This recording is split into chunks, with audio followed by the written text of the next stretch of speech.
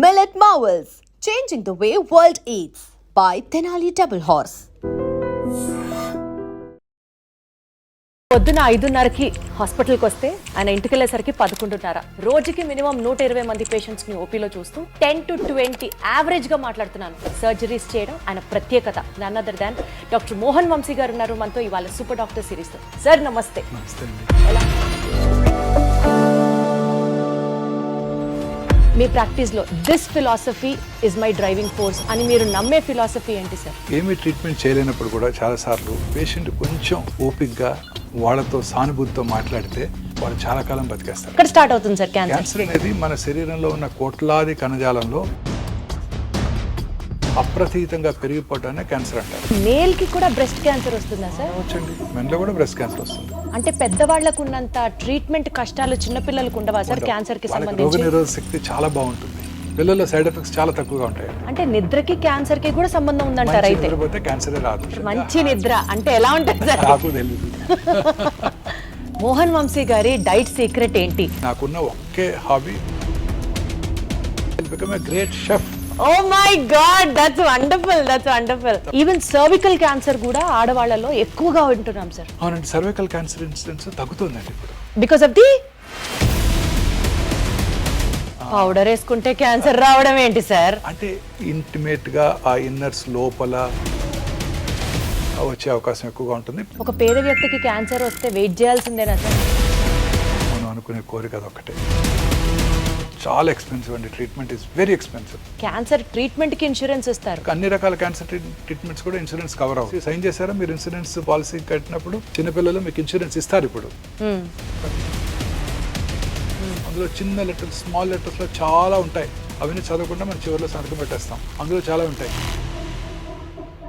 తెలియక సైన్ చేసి తీసుకుంటూ ఉంటారు. సార్ ఎస్పెషల్లీ విమెన్ లో ఇన్నర్ వేర్ ఉండడం వల్ల కానీ బ్రెస్ట్ క్యాన్సర్ రావడానికి ఆస్కారం ఎక్కువ ఉంది. లేదు మేడం, దానికి దీనికి సంబంధం లేదు. Not at all. మీ డ్రీమ్ ఏంటి sir? I achieved everything whatever I wanted. Paediatric hospital కట్టాలని ఒక కోరిక. Any kid walking in to this hospital should get free treatment. ఇది ఒకటే కోరిక.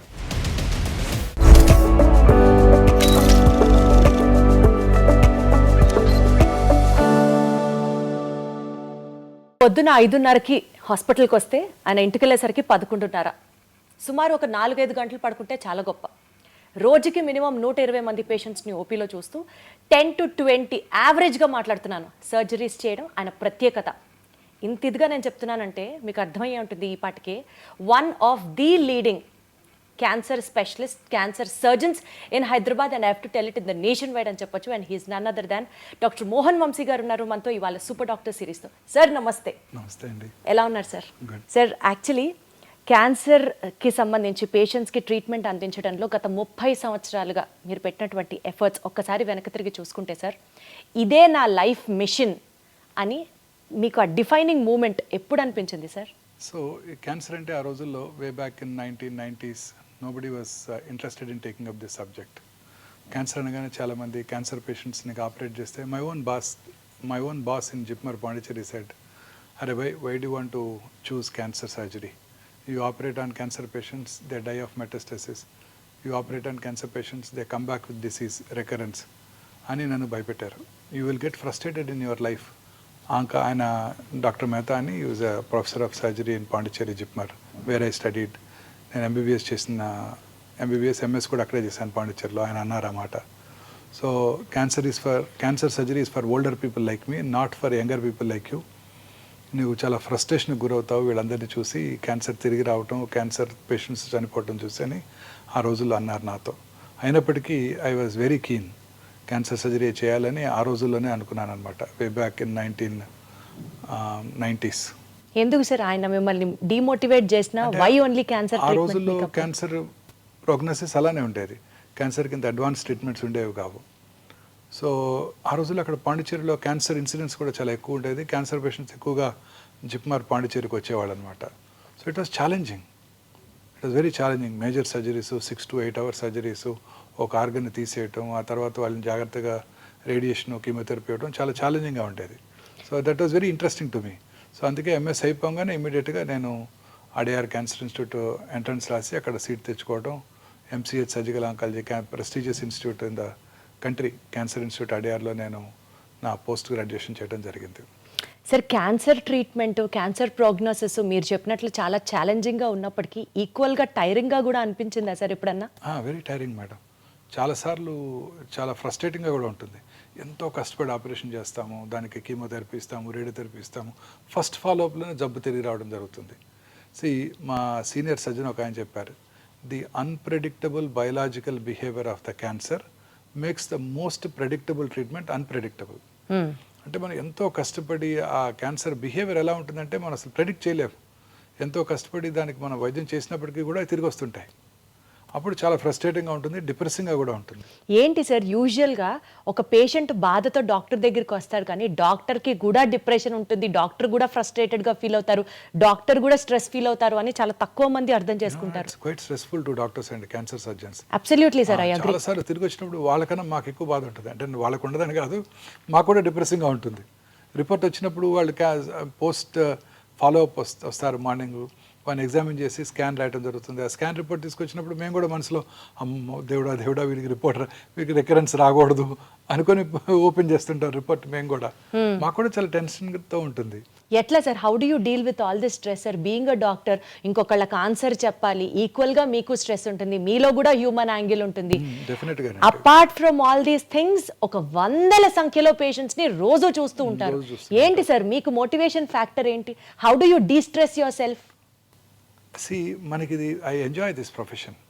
సో మనకు ఒక బాధ అంటూ ఏముండదు. ఇప్పుడు if you don't like some profession and you have to work, మనం పని చేయాలంటే మనకి స్ట్రెస్ఫుల్గా ఉంటుంది. ఇది నాకు పని చేయడమే హాబీ. నాకు ఇది స్ట్రెస్ఫుల్గా ఉండదు. ఇది రోజు మార్నింగ్ ఓపీకి వెళ్ళి 100 పేషెంట్స్ చూస్తే నాకు చాలా హ్యాపీగా ఉంటుంది. That it self is meditation for me. This is what the younger generation has to learn from you sir. 8 o'clock ఓపీకి వెళ్తే 1 o'clock అయ్యే వరకు టైం తెలియదు. కడుపులో కొంచెం ఆకలి స్టార్ట్ అయితే 1 o'clock అప్పుడు 1 అయిందా అని టైం చూస్తాను. అద్భుతం సార్, అందుకనే మీరు దేవుడు. టైం తెలియదు మాకు. Right sir. అక్కడ చూస్తూనే ఉంటాను హ్యాపీగా. సార్ పాండిచ్చేరి నుంచి మీరు చేసినటువంటి ఇంటర్నేషనల్ స్టడీస్, అక్కడ ప్రాక్టీస్ చేయడం, ఆ యూనివర్సిటీస్కి వెళ్ళడం, ఫ్రాన్స్ కూడా వెళ్ళి చదువుకున్నారు. సో నేషనల్ వైడ్ అండ్ అంటే గవర్నమెంట్ హాస్పిటల్స్లో పనిచేశారు మీరు, ఇంటర్నేషనల్ హాస్పిటల్స్లో మీ వర్క్ ఎక్స్పీరియన్స్ ఉంది. అక్కడ నుంచి కమింగ్ బ్యాక్ టు ఒమేగా, ఈ మొత్తం మీ యొక్క సైకిల్ చూసుకుంటే సార్, మీ కెరియర్ సైకిల్ చూసుకుంటే, వన్ బిలీఫ్ మీ ప్రాక్టీస్లో, this philosophy is my driving force అని మీరు నమ్మే ఫిలాసఫీ ఏంటి సార్? సో ఏమీ ట్రీట్మెంట్ చేయలేనప్పుడు కూడా చాలాసార్లు పేషెంట్ కొంచెం ఓపిక్గా వాళ్ళతో సానుభూతితో మాట్లాడితే డెఫినెట్గా వాళ్ళ కాన్ఫిడెన్స్ని గెయిన్ చేస్తే వాళ్ళు చాలా కాలం బతికేస్తారండి. వాళ్ళకి ట్రీట్మెంట్ ఇవ్వలేకపోయినా చాలు, వాళ్ళకి ధైర్యం చెప్పి, నమ్మకం చెప్పి, వాళ్ళకి మనం ఆ డిసీజ్ని ఫేస్ చేసేటట్టు చేయగలిగితే వాళ్ళు చాలా కాలం బతికేస్తారు. చాలాసార్లు లేట్ స్టేజ్ క్యాన్సర్ పేషెంట్స్లో ట్రీట్మెంట్ ఏముండదు. చాలామంది చెప్తారు నువ్వు కొన్ని వారాలు బతావు, కొన్ని నెలలు బతావు, ఇంటికి వెళ్ళిపోమని. మన దగ్గరికి వచ్చినప్పుడు వాళ్ళు ఎంతో ఆశతో వచ్చినప్పుడు వాళ్ళకి ఎంతో ధైర్యం చెప్పాలి మనం. ఈ క్యాన్సర్ నేను ఒకటి గట్టిగా నమ్ముతానండి, పేషెంట్ కనుక డాక్టర్ మీద నమ్మకం ఉంటే ఖచ్చితంగా ట్రీట్మెంట్ తీసుకోకపోయినా గెలిచేస్తాడు ఆయన. What is important is that confidence, that faith. అది ఉండాలి పేషెంట్కి. ఫెయిత్ కనుక ఉంటే ఖచ్చితంగా గెలుస్తారండి. రేపు పొద్దున చనిపోయేవాడికి కూడా మీ అబ్బాయి అమెరికా నుంచి ఒక వైద్యం మెడిసిన్ తెప్పించారని చెప్పి తులసి తీర్థం నోట్లో పోయండి, ఆయన చాలా కాలం బతుకుతాడు. ఈ నమ్మకమే మోస్ట్ ఇంపార్టెంట్. ఆ నమ్మకం అనేది చాలా ఇంపార్టెంట్. ధైర్యంగా ఉంటే దేన్నైనా జయించవచ్చు. మానసికంగా మనం ధైర్యంగా ఉంటే ఏ ప్రమాదాన్నైనా నివారించవచ్చు. సో అన్ని జబ్బులకి మూల కారణం ఈ మానసిక అశాంతత, మానసికంగా ప్రశాంతితో లేకపోవటం, ఇదే మూల కారణం అండి. అందుకనే సార్ మీరు సర్జరీ చేసిన పేషెంట్స్ని మీ హాస్పిటల్స్లో పొద్దున వెళ్ళి విజిట్ చేస్తారు, సాయంత్రం వెళ్ళి పలకరిస్తారు, ఖచ్చితంగా డాక్టర్ గారు వచ్చి మాతో మాట్లాడతారు, అదే మాకు ధైర్యం అని చెప్తూ ఉంటారు అందరూ. చాలా మంది చెప్తారు ఈ మాట. ఖచ్చితంగా చూడాలి వాళ్ళని. పేషెంట్కి ప్రతి ఫాలోఅప్లో కూడా చూస్తాను. 20 ఏళ్ల తర్వాత వాళ్ళు వచ్చినా ఖచ్చితంగా నేనే చూస్తాను.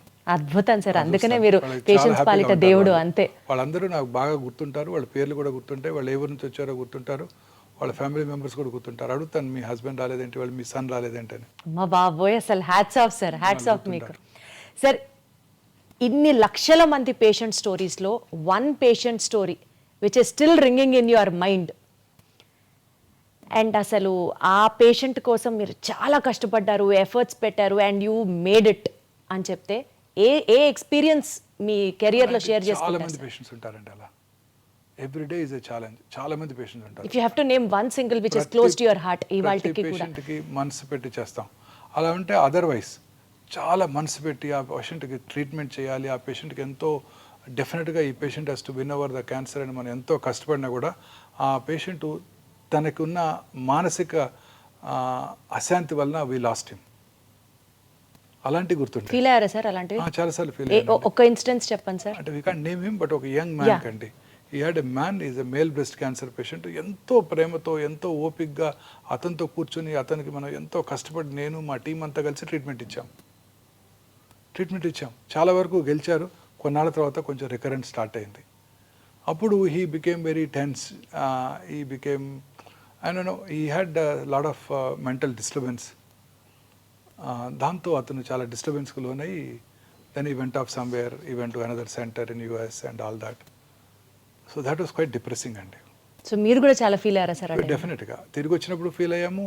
అతని పాపం మానసిక ప్రశాంతత లేకపోవడం వలన వి లాస్ట్ హిమ్. అయ్యో సార్, ఏంటి సార్ మేల్కి కూడా బ్రెస్ట్ క్యాన్సర్ వస్తుందా సార్? రావచ్చండి, మెన్లో కూడా బ్రెస్ట్ క్యాన్సర్ వస్తుంది. ఎట్లా సార్? అసలు ఎప్పుడు వినలేదు మెన్లో కూడా బ్రెస్ట్ క్యాన్సర్. బ్రెస్ట్ టిష్యూ మన మెన్లోను స్త్రీల్లో కూడా ఉంటుంది. స్త్రీలలో వాళ్ళ స్త్రీల హార్మోన్స్ వల్ల బాగా డెవలప్ అవుతుంది, పురుషుల్లో అది డెవలప్ అవ్వదు. సో పురుషుల్లో కూడా రావచ్చు బ్రెస్ట్ క్యాన్సర్. చాలాసార్లు నెగ్లెక్ట్ చేయబడుతుంది. పురుషుల్లో నాకెందుకు వస్తుందని అశ్రద్ధ చేస్తుంటారు, అందువల్ల అశ్రద్ధ చేయబడుతుంది. పురుషుల్లో ఫ్యాట్ టిష్యూ కూడా ఉండదు, అందువల్ల డైరెక్ట్గా మజిల్లోకి వెళ్ళిపోతుంది, తొందరగా లేట్ స్టేజ్కి పాకిపోతుంది. అయ్యో. సో అందుకే పురుషులు చాలా కేర్ఫుల్గా ఉండాలి. పురుషుల్లో కూడా రావచ్చు, స్త్రీలలో ఎక్కువ వస్తుంది, బట్ పురుషుల్లో కూడా రావచ్చు. పురుషుల్లో కూడా నిప్పుల కింద కానీ ఏరియాల కింద కానీ గడ్డ కనుక ఉన్నట్టయితే అశ్రద్ధ చేయకుండా వెంటనే డాక్టర్ దగ్గరికి చూపించుకోవాలి. సార్ నాకు ఇది ఒక బిగ్గెస్ట్ టేక్ అవే ఇవాళ మన ఇంటర్వ్యూకి. పురుషుల్లో కూడా బ్రెస్ట్ క్యాన్సర్ రావచ్చు. అమ్మ బాబోయ్, వస్తుంది, చాలా కామన్ గా చూస్తుంటాం. నెలకి 1-2 కేసులు ఖచ్చితంగా చూస్తుంటాను ఇప్పటికీ. బాబోయ్. సార్ అసలు క్యాన్సర్ గురించి మాట్లాడుకుందాం సార్. క్యాన్సర్ అనేది ఎక్కడ స్టార్ట్ అవుతుంది సార్? అసలు ఒక పేషెంట్ చాలా హెల్దీ లైఫ్ స్టైల్ ఫాలో అవుతాడు, ఫ్యామిలీ హిస్టరీలో అసలు ఆ జెనెటికల్గా క్యాన్సర్ వచ్చే సూచనలే కనిపించవు, బట్ స్టిల్ అతనికి క్యాన్సర్ రావచ్చా?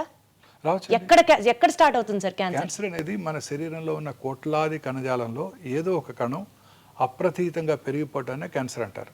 నార్మల్గా బాడీలో రెగ్యులేటరీ మెకానిజమ్స్ ఉంటాయి. ముక్కు ఈ సైజ్ దాకా వచ్చి ఆగిపోతుంది, చెవి ఇక్కడ దాకా పెరిగి ఆగిపోతుంది.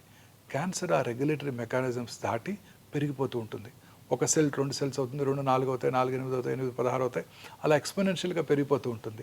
పెరిగిపోవటమే కాకుండా పక్కన ఉన్న నార్మల్ కణజాలంలోకి ఇన్వేట్ చేస్తుంది, ఆక్రమించేస్తుంది. పక్కన బోన్ ఉన్నా కూడా తినేస్తుంది. పక్కనున్న రక్తనాళాల ద్వారా, లింఫ్ నాళాల ద్వారా శరీరంలో ఇతర భాగాలకు పాకిపోతుంటుంది. అది క్యాన్సర్ అంటే. Body cannot control it, body cannot regulate it. మన బాడీలో ఉన్న ఒక 22,000 ప్రోటాన్ కోడింగ్ జీన్స్ ఉంటాయి. అందులో ఒక 500 to 600 ఆన్కో జీన్స్ అంటే క్యాన్సర్ కారక జన్యుల్ని సైంటిస్టులు ఐడెంటిఫై చేశారు. ఈ 500-600 జీన్స్లో వచ్చే మ్యూటేషన్స్ కారణంగానే క్యాన్సర్ వస్తుంది అని ఇప్పుడు సైంటిస్టులు గట్టిగా నమ్ముతున్నారు కూడా. సో అందుకే ఇప్పుడు అన్ని రకాల క్యాన్సర్స్కి జెనెటిక్ ప్రొఫైలింగ్ చేస్తున్నారు. ఏ జెనెటిక్ మ్యూటేషన్ వల్ల ఈ క్యాన్సర్ వచ్చింది, ఆ జెనెటిక్ మ్యూటేషన్ ఐడెంటిఫై చేసి ఆ జెనెటిక్ మ్యూటేషన్ని టార్గెట్ చేసే మెడిసిన్స్ కూడా ఇప్పుడు అందుబాటులోకి రాబోతున్నాయి. ఇంకా స్టిల్ రీసెర్చ్ స్టేజ్లోనే ఉంది. రీసెర్చ్ స్టేజ్లో ఉంది. ఫ్యూచర్ అంతా ఇలానే ఉండబోతోంది. ప్రతి క్యాన్సర్ పేషెంట్కి ఏ మ్యూటేషన్ వల్ల ట్రీట్మెంట్ ఈ జబ్బు వచ్చింది ఐడెంటిఫై చేసి ఆ మ్యూటేషన్ని టార్గెట్ చేసే డ్రగ్స్ని కనుక మనం ఇవ్వగలిగినట్టయితే ఆ క్యాన్సర్ని కంట్రోల్ చేయడానికి అవకాశం ఉంటుంది. అచ్చా, ఓకే. సో ఇలా ఏదో ఒక మ్యూటేషన్ వల్ల మన బాడీలో మ్యూటేషన్స్ వస్తూనే ఉంటాయి. ప్రతి నార్మల్ ఇండివిజువల్ కూడా మ్యూటేషన్స్ జరుగుతూనే ఉంటాయి. కానీ ఆ మ్యూటేషన్స్ నలిఫై చేసే కెపాసిటీ మన బాడీ ఇమ్యూన్ మెకానిజమ్స్కి ఉంటుంది. మన ఇమ్యూన్ మెకానిజమ్స్ ఎప్పుడైతే దెబ్బతిన్నప్పుడో, మన ఇమ్యూనిటీ తక్కువగా ఉన్నప్పుడో ఆ మ్యూటేషన్స్ టేక్స్ అప్పర్ హ్యాండ్, పై చేయి తీసుకుని అవి క్యాన్సర్గా మారతాయి. అసలు మ్యూటేషన్ ఎందుకు జరుగుతుంది సార్ బాడీలో? తెలియదు, బాడీలో జరుగుతూ ఉంటుంది మ్యూటేషన్స్. దానికి మనకేం సంబంధం లేదు, that we can't control it. But ఆ మ్యూటేషన్ కంట్రోల్ చేసే కెపాసిటీ మనలో ఉంది. వండర్ఫుల్ సార్, అసలు హ్యూమన్ ఫిజియాలజీ ఆ కెపాసిటీ మనలో ఉంది. ఆ కెపాసిటీ దెబ్బతిన్నప్పుడు ఈ cancer takes upper hand, cancer వచ్చేస్తుంది. సో ఆ మ్యూటేషన్ని నలిఫై చేసే, మ్యూటేషన్ని నిలుపుదల చేసే కెపాసిటీ మన బాడీ యొక్క రోగనిరోధక శక్తి. మన బాడీ రోగనిరోధక శక్తి ఎప్పుడు బాగుంటుంది? మనం హ్యాపీగా ఉన్నప్పుడు బాగుంటుంది. మనం ప్రశాంతంగా నిద్రపోతూ సంతోషంగా గడిపినట్టయితే ఈ జబ్బులు రానే రావు. మరి ఎట్లా సార్? ఒక మనిషి హెల్దీగా ఉన్నాడు, అతనికి ఎలాంటి సైన్స్ సిమ్టమ్స్ లేవు, బట్ స్టిల్ క్యాన్సర్ ఎలా వస్తుంది? రావచ్చు. కొన్నిసార్లు ఆ మ్యూటేషన్స్ ప్రిడామినెంట్గా ఉన్నప్పుడు రావచ్చు. చిన్నపిల్లలు ప్రశాంతంగానే ఉంటారు పాపం, వాళ్ళకి ఎటువంటి చీకు చింత లేవు, బాధలు లేవు, ఇన్కమ్ దాని గురించి ఆలోచించాల్సిన అవసరం లేదు, వాళ్ళలో కూడా క్యాన్సర్ వస్తుంది. సార్ పెద్దవాళ్ళలో వచ్చే క్యాన్సర్కి చిన్నపిల్లల్లో వచ్చే క్యాన్సర్కి వ్యత్యాసం ఏంటి సార్? చిన్నపిల్లల్లో ఎన్ని రకాల క్యాన్సర్లు ఉన్నాయి? చిన్నపిల్లల్లో జనరల్గా హిమటలాజికల్ అంటే బ్లడ్ సంబంధ క్యాన్సర్సు, నర్వస్ సిస్టమ్కు సంబంధించిన క్యాన్సర్సు, అలాగే సాఫ్ట్ టిష్యూస్ మజిల్స్లోను, అలాగే రిట్రోపెరిటోనియం, కిడ్నీ ట్యూమర్సు, న్యూరోబ్లాస్టమర్స్ వస్తుంటాయి. పిల్లల్లో వచ్చే ట్యూమర్స్ జనరల్గా 100కు 80-90 మంది క్యూర్ అవుతాయి. క్యూర్ అయిపోతాయా సార్? పిల్లల్లో వచ్చే ట్యూమర్స్ క్యూర్ అయిపోతాయి. అండ్ పిల్లలు ట్రీట్మెంట్ కూడా బాగా విత్స్టాండ్ చేయగలరు. చాలాసార్లు అనుకుంటాం పెద్దవాళ్ళే కీమోథెరపీ తట్టుకోలేరు, పిల్లలు ఏం తట్టుకుంటారని. పిల్లలు చక్కగా తట్టుకుంటారు.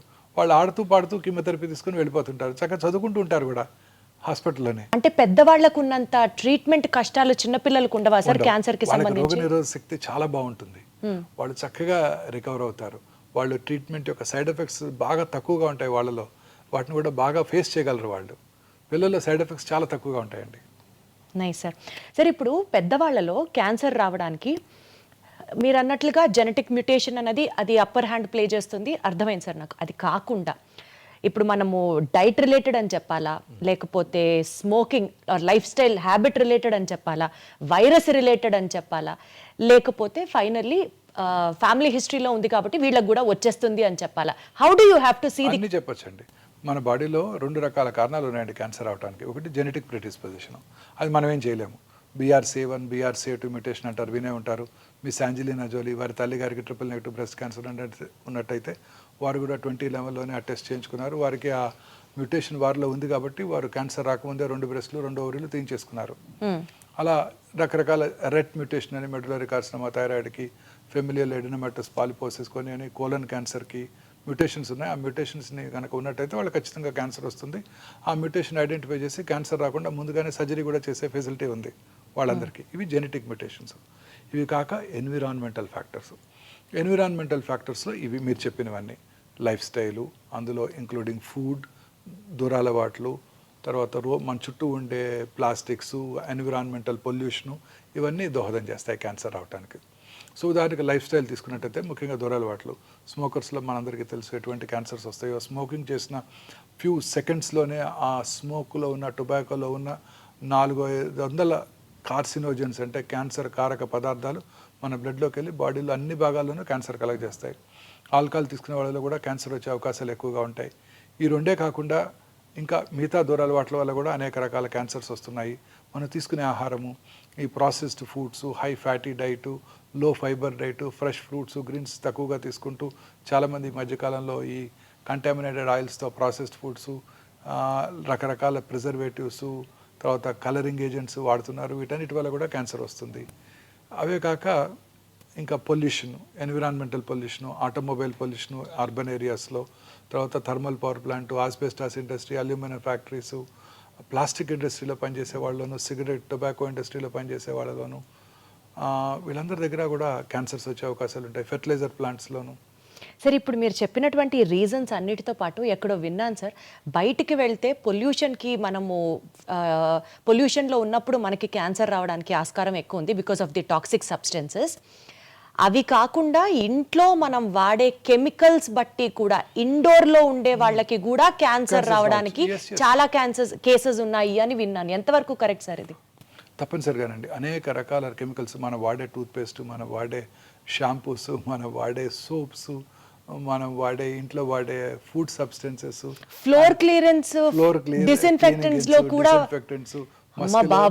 రిపెల్లెంట్స్, ఇవన్నీ మనం నేచర్తో ఫైట్ చేస్తున్నామండి. మార్నింగ్ లేవగానే synthetic toothpaste, plastic toothbrush, plastic bucket, hot water. Toothpaste కి క్యాన్సర్ కి సంబంధం ఉందా సార్? అన్ని రకాలుగానండి. అన్ని రకాల కెమికల్స్ వల్ల కూడా క్యాన్సర్స్ వస్తాయి. మనం వాడే టూత్పేస్ట్, మనం వెళ్ళి కార్లో కూర్చోగానే ఆ కార్లో ఉన్న ఇంటీరియర్, ప్లాస్టిక్ ఇంటీరియర్, ఆ స్మోక్కి ఆ ప్లాస్టిక్ మైక్రో ప్లాస్టిక్స్ అని మనం ఇన్హేల్ చేస్తాం. ప్లాస్టిక్ వాటర్ బాటిల్లో వాటర్ తాగుతాం. ఇవన్నీ కూడా క్యాన్సర్ కారకాలేనండి. సరే అసలు ఏ తీసుకున్నా అదే. చాలాసార్లు నేను ఇవన్నీ చెప్పినప్పుడు ప్రజలు అంటుంటారు, మరి ఏం తిని బతకాలి, ఏం తాగి బతకాలని. అసలు మనిషికి ప్లాస్టిక్ కి ఎంత క్లోజ్ అటాచ్మెంట్ ఉంది సార్. ప్లాస్టిక్ లేని లైఫ్ ఊహించుకోవడం కూడా ఇంపాసిబుల్ అనిపిస్తుంది. చూడండి, మీరు పాత సినిమాలు చూసినట్టయితే, పాత ఇంగ్లీష్ సినిమాలు 30-40 ఇయర్స్ 50 ఇయర్స్ బ్యాక్ ఇంగ్లీష్ సినిమాలు చూస్తే, వాళ్ళు మార్కెట్కి వెళ్ళినప్పుడు వాళ్ళు they never carrying plastic bags, they're carrying only paper bags. వాళ్ళు పేపర్ బ్యాగ్స్ ఇలా క్యారీ చేయ కదా, ఇలా పట్టుకొని తీసుకొస్తుంటారు అందులో మూవీస్లో. చూడండి, 50 ఇయర్స్ బ్యాకే అక్కడ అవేర్నెస్ స్టార్ట్ అయింది. మనం ఇంకా కూడా ప్లాస్టిక్సే వాడుతున్నాం. సార్ ఫుడ్ గ్రేడ్ ప్లాస్టిక్స్ అంటున్నాం కదా సార్. ఆ ప్లాస్టిక్స్ చాలా మంచివి అని కదా సార్ వాడుతున్నారు. అలానే లేదండి, సింగిల్ యూజ్ ప్లాస్టిక్స్ అన్ని డేంజరస్ ఏనండి. బయోడిగ్రేడబుల్ ప్లాస్టిక్స్ అంటున్నాము. ఇంకా రాలేదు, ఇంకా వస్తాయంట అవి. చూడండి ఇప్పుడు కూడా మనం ఇప్పుడు మా సూపర్ మార్కెట్కి వెళ్తే మనకి ఇప్పుడు కూడా ప్లాస్టిక్ కంటైనర్తో ప్లాస్టిక్ బ్యాగ్తోనే మనకి ఇస్తున్నారు. అట్లీస్ట్ మనం ప్లాస్టిక్ బ్యాగ్ తీసుకెళ్ళినా సార్ సూపర్ బజార్స్ లో ఇచ్చేటువంటి ఆ గ్రాసరీస్ అన్ని ప్లాస్టిక్ లోనే ఫాయిల్ అయి ఉంటాయి కదా సార్. ఫాయిల్ అయి ఉంటాయి. ఇప్పుడు ఇవన్నీ స్లోగా అవన్నీ అవాయిడ్ చేయగలుగుతున్నాం కదండి. ఇప్పుడు చూడండి కొత్తగా చాలాసార్లు సూపర్ మార్కెట్లో ఈ కవర్స్ వేస్తున్నారు, మనం ఇలా క్యారీ చేసి తీసుకురావాల్సి వస్తుంది ఇప్పుడు. సో లైఫ్ స్టైల్లో ప్లాస్టిక్ని దూరంగా పెడితే క్యాన్సర్ని నివారించవచ్చు అట్లీస్ట్. ఎస్ డెఫినెట్గానండి. బట్ చాలా కష్టం అది. మన ఎంటైర్ మీరు అన్నట్టు మనతో పాటు ఆ ప్లాస్టిక్ కంప్లీట్గా మమేకం అయిపోయింది సార్, మనలో ఉంది కదా సార్. కరెక్ట్ వర్డ్ వాడారు. ఎస్ సార్ ఒక మాట చెప్పండి, ఇవాళ రోజుల్లో సెల్ ఫోన్ని చూడకుండా ఉండేవాళ్ళు అసలు లేరు. క్లోజ్ అఫినిటీ, ప్లాస్టిక్ ఎట్లా అయిపోయిందో సెల్ కూడా మన ఆత్మ అయిపోయింది. సెల్ ఫోన్ గనక ఎక్కువ వాడితే బ్రెయిన్ ట్యూమర్స్ వస్తుంది అని అంటున్నారు, అది నిజమేనా? ఎస్, ఓల్డెన్ డేస్లో ఈ పాత అంటే ఒక 10 years బ్యాక్ ఉన్న మొబైల్ ఫోన్స్లో రేడియేషన్ ఎక్స్పోజర్ ఎక్కువగా ఉండేది. ఇప్పుడున్న కొత్త ఫోన్స్లో ఆ రేడియేషన్ ఎక్స్పోజర్ లేదండి. దీనివల్ల బ్రెయిన్ ట్యూమర్స్ వచ్చే అవకాశాలు చాలా తక్కువ. ఇంతకుముందు ఉన్న ఫోన్స్ ఒక 10-15 years back cell phone start అయినప్పుడు వచ్చిన ఫోన్స్లో అది ఉండేది. పెరోటిడ్ ట్యూమర్సు అలాగే బ్రెయిన్ ట్యూమర్స్ వచ్చే అవకాశాలు ఎక్కువగా ఉంటాయని అబౌట్ 2014లో WHO గైడ్లైన్స్ కూడా జారీ చేయడం జరిగింది. పిల్లలకి ముఖ్యంగా సెల్ ఫోన్స్ అవాయిడ్ చేయాలని కూడా వాళ్ళు చెప్పడం జరిగింది. అంటే సార్ ఇప్పుడు ఉన్నటువంటి స్మార్ట్ ఫోన్స్ అనాలా, కాస్ట్లీ ఫోన్స్ అనాలా? Smart phones. సో అంటే తక్కువ ఫోన్స్ లో ఇప్పటికీ రిస్క్ ఉంది? లేదండి, తక్కువే ఉంది రిస్క్. ఆ generation of phones have been now discontinued. So పర్వాలేదు, ఫోన్ వాడితే బ్రెయిన్ ట్యూమర్ అయితే రాదు అంతవరకు. కానీ ఫోన్ వాడితే ఇంకా చాలా ప్రమాదాలు ఉన్నాయండి. మీరు రాత్రిపూట మొబైల్ స్క్రీన్ చూస్తూ పడుకున్నారనుకోండి, రాత్రి 10 దాకా 11 దాకా, అది ఆ బ్లూ లైట్ మిమ్మల్ని డిస్టర్బ్ చేస్తుంది. సో మీ నిద్ర డిస్టర్బ్ అవుతుంది. ఆ నిద్ర మనం చక్కగా ఎర్లీగా నిద్రపోయినప్పుడు 9-10 కల్లా నిద్రపోయినట్టయితే 1 o'clock 2 AM మనకి మన బాడీలో మెలటోనిన్ అనే హార్మోన్ ఉత్పత్తి అవుతుందండి. ఆ melatonin as a strong anti cancer properties, అనేక రకాల క్యాన్సర్స్ రాకుండా చేస్తుంది. మీరు రోజు ఆ 11 పడుకునే ముందు లేట్గా ఈవినింగ్ టీవీ చూడటం, లేట్గా ఆ తర్వాత మొబైల్ ఫోన్ చూస్తూ పడుకోవటం, అందులో మెసేజెస్ ఆన్సర్ చేయటం, మీ వర్క్ అంతా డిక్టేట్ చేయటం మీ అసిస్టెంట్స్కి కొలీగ్స్కి చేస్తూ పడుకుని రాత్రి 10 మొబైల్ ఫోన్తో పడుకున్నారనుకోండి, ఆ బ్లూ లైట్తో your entire rhythm gets disturbed. Sir ఇప్పుడు ఇదే పాయింట్ మీద ఒక డౌట్ సార్, 2-3 ఆ టైంలో మెలటోనిన్ హార్మోన్ సెక్రెట్ చేస్తుంది body, that has anti cancer properties అంటున్నారు. Many other properties also. Sir ఇప్పుడు పడుకోవడమే 2 పడుకున్నాం సార్, 5-6 మెలటోనిన్ రిలీజ్ అవ్వదా బాడీలో? అవునండి, మనకి ఆ ప్రశాంతత నిద్ర, ఆ రిథమ్ కావాలి. పగలు పని చేయటం, రాత్రి ఎర్లీగా పడుకోవటం, ఎర్లీగా డిన్నర్ చేయటం, 8-9 గంటలకల్లా టీవీ పూర్తిగా 2 పడుకొని 10 లేస్తాం, శుభ్రంగా 8 గంటలు మేము పడుకున్నాంగా అంటారు. లేదండి, that will not have the same effect. మన బాడీకి రిథమ్ ఉందండి. రాత్రిపూట పడుకోవటం, పగలు పని చేయటం. సో పగలు చక్కగా 8 నుంచి సాయంకాలం 5 దాకా పడుకుంటాం, మెలటోనిన్ ఉత్పత్తి అవుతుందంటే అవ్వదా సార్? అవ్వదు. సో ఈ రాత్రిపూట పనిచేసే వాళ్ళందరిలో కూడా క్యాన్సర్ వచ్చే అవకాశాలు ఎక్కువగా ఉంటాయి. క్యాన్సరే కాదు, blood pressure, coronary artery disease వచ్చే అవకాశాలు కూడా ఎక్కువగా ఉంటాయి. బ్రెస్ట్ క్యాన్సర్ వచ్చే అవకాశాలు స్త్రీలలో ముఖ్యంగా ఈ రాత్రిపూట అంతా BPO కంపెనీస్లో పనిచేస్తుంటారు, టాల్ టవర్స్లో, వెల్ లిట్ టవర్స్లో, వాళ్ళలో అసలు మెలటోనిన్ ఉత్పత్తి అవ్వదు, వాళ్ళకి క్యాన్సర్స్ వచ్చే అవకాశాలు, అనేక రకాల ఎలిమెంట్స్ వచ్చే అవకాశాలు కూడా చాలా ఎక్కువ. అంటే నిద్రకి క్యాన్సర్కి కూడా సంబంధం ఉందంటారు అయితే? నిద్రపోతే క్యాన్సరే రాదు. సంతోషం, మంచి నిద్ర అంటే ఎలా ఉంటుంది సార్? ఈ జనరేషన్ అడిగే క్వశ్చన్ అది. నాకు తెలీదు, నేను పడుకునే సరి 11:30 అయిపోతుంది. క్యాన్సర్ ని చూసే డాక్టర్కే నిద్ర లేదు 4-5 hours అంటే ఎట్లా సార్ మరి? బట్ స్టిల్ ఆ 4-5 hours మీరు సాటిస్ఫాక్షన్ తో, కంటెంట్మెంట్ తో పడుకుంటారు. సో మీ నిద్రకు అసలు ప్రైస్లెస్. లేదండి, అందులో కూడా కాల్స్ వస్తాయి, పేషెంట్స్ ఫోన్ చేసేస్తుంటారు. మీరు ఆన్సర్ చేస్తారా సార్? అర్ధరాత్రి కూడా చేస్తాను. అర్ధరాత్రి కూడా చేస్తారా సార్? ఆ ఫోన్ స్పెషల్గా హాస్పిటల్ ఫోన్ ఉంటుంది, రాత్రిపూట కాల్ వచ్చిందంటే ఖచ్చితంగా కాల్ చేస్తాను. మరి ఎట్లా సార్ మీకు నిద్ర ఎట్లా? మాకు అలవాటు అయిపోయిందండి. సర్జన్స్ అంతా అంతే, ఫోన్ తీసుకోవడం వెంటనే పడుకుంటాం మేము, మాకు ఆ ప్రాబ్లం లేదు. ఓకే సార్, ఇప్పుడు యూజువల్గా అంటూ ఉంటారు కదా, అన్నం తిన్న తర్వాత ఆర్ ఏ మీల్ తీసుకున్న తర్వాత అన్న డెజర్ట్ తినడం అనేది ఒక లైఫ్ స్టైల్, కొత్తగా వచ్చినటువంటి ఒక habit, and people are addicted to it. ఆ మాటలో మాట్లాడితే ఆర్టిఫిషియల్ స్వీట్నర్స్ లైక్ ఆస్పర్టమ్ కానివ్వండి, సుక్రలేస్ కానివ్వండి, ఇలాంటి ఆర్టిఫిషియల్ స్వీటనర్స్ వల్ల క్యాన్సర్ వస్తుంది అన్నది నిజమా లేకపోతే అబద్ధమా? నిజమే. అనేక రకాల ఎలిమెంట్స్ ఇంక్లూడింగ్ కిడ్నీ ఎలిమెంట్స్ కూడా ఈ ఆర్టిఫిషియల్ స్వీట్నర్స్ వస్తుంటాయి. నేను చాలా సార్లు నా ప్రోగ్రామ్స్లో చెప్పాను, అన్ని రకాల ఆర్టిఫిషియల్ స్వీట్నర్స్ అండ్ షుగర్ కూడా తగ్గించేయాల్సిందే. షుగర్ కి డైరెక్ట్ గా క్యాన్సర్ కి రిఫైన్డ్ షుగర్ అనేక రకాల ఎలిమెంట్స్ కారణం అండి. సో దాని బదులు ఫ్రూట్స్ లో ఉండే షుగర్ ద్వారా మనకు ఆ కార్బోహైడ్రేట్ రిక్వైర్మెంట్ వస్తే చాలా బాగుంటుంది. ఈ complex carbohydrates are far superior to the simple sugars. ఇప్పుడు ప్లెయిన్ రైస్ ఉందనుకోండి, ఇట్స్ ఎ సింపుల్ షుగర్. దాన్ని ఫెర్మెంట్ చేసుకుని ఇడ్లీ దోశలాగా తిన్నాం అనుకోండి, it's a complex carbohydrate. So complex carbohydrates వలన ఆ షుగర్ స్పైక్స్ ఉండవండి. సో గ్లూకోజ్ స్పైక్స్ ఉండవు, ఇన్సులిన్ రెసిస్టెన్స్ డెవలప్ అవ్వదు. సో వాళ్ళు అన్ని రకాల ఎలిమెంట్స్ వచ్చే అవకాశాలు కూడా తక్కువగా ఉంటాయి. సో ఈ simple sugars are dangerous. Just plain white refined sugar with మైదాతో చేసే స్వీట్స్ ఉంటాయి చూడండి, అవి చాలా డేంజరస్. అన్ని రకాల ఎలిమెంట్స్కి అవి కారణం అండి. సౌత్ ఇండియన్ ఫుడ్లోనూ, నార్త్ ఇండియన్ ఫుడ్లో కూడా, ముఖ్యంగా ఇండియన్ ఫుడ్లోనే ఎక్కువ చూస్తుంటాం. అందుకే ఇండియాలో ఉన్నంతమంది డయాబెటిక్స్ ప్రపంచంలో ఎక్కడా లేరు. సో ఈ simple sugars are dangerous. See fruit sugars, complex sugars are safe. So fermented idli తిన్నాం అనుకోండి, అదే రైస్తో మనం ఇడ్లీ తయారు చేసుకున్నాం అనుకోండి, దట్ ఈస్ సేఫ్. అదే రైస్తో దోశ చేసుకున్నాం, fermented food, they are safe. కానీ సార్ మనం అవాయిడ్ చేయండి అని చెప్పడం యాజ్ అ డాక్టర్ మీరు చెప్తారు, బట్ ఆన్ ప్రాక్టికల్ నోటు ఏదో ఒక రోజు, ఈ రోజు ఫ్రెండ్ పిలిచాడనో, మరుసటి రోజు ఆఫీస్లో పార్టీ అనో, ఫ్యామిలీ ఫంక్షన్ అనో ఏదన్నా కావచ్చు కదా, తినాల్సి వచ్చింది sir. Then how do we plan our lifestyle sir? అసలు తిననే కూడదంటారా? అలా ఒకటిసారి 2 సార్లు తింటే ఏం ప్రాబ్లం లేదండి. మితంగా తీసుకుంటే ఏదైనా మంచిదే, ఎక్కువగా తీసుకోకూడదు. మన లైఫ్ స్టైల్ మనం పూర్తిగా ఒక మంచి లైఫ్ స్టైల్లో ఉండాలంటే equally good amount of protein, good amount of carbohydrate, preferably unprocessed foods, natural sugars, natural ఫుడ్స్తో మనం అది చూసుకోవాల్సి ఉంటుంది. ఒక డైటరీ దీనికి అలవాటు పడిపోవాలి మనం. Morning good amount of fruits, తర్వాత some amount of nuts. Fruits కూడా ఒకేసారి ఫ్రూట్సే తినకూడదు, వాటితో పాటు కొంచెం నట్స్, కార్బోహైడ్రేట్ తీసుకుంటే షుగర్ స్పైక్స్ తగ్గిపోతాయి అన్నమాట. తర్వాత మనం తీసుకునే మధ్యాహ్నం మీల్లో కూడా ఐసీఎంఆర్ గైడ్ లైన్స్ వచ్చేసాయి. 56% of our ailments are due to food consumption. Ailments itself are due to food consumption sir. Like for example if you have to explain. అన్ని రకాల ఎయిల్మెంట్స్కి ఫుడే కారణం అండి. సో మన ఫుడ్ అంటే ఎట్లా సార్, ఎట్లా ఫుడ్ ఇంటేక్ ఎయిల్మెంట్స్ కి ఎట్లా? అన్ని రకాల, అంటే ఏ ఎయిల్మెంట్ అయినా కూడా అండి, మనకు ఉదాహరణ కర్నరీ ఆర్టరీ డిసీజ్ కానివ్వండి, మన ఇంప్రూవ్డ్ సెర్బ్రోవాస్కులర్ యాక్సిడెంట్స్ కానివ్వండి, అల్జీమర్స్ డిసీజ్ కానివ్వండి, అన్నిటికీ కూడాను మనం తీసుకునే ఆహారమే ముఖ్యమండి.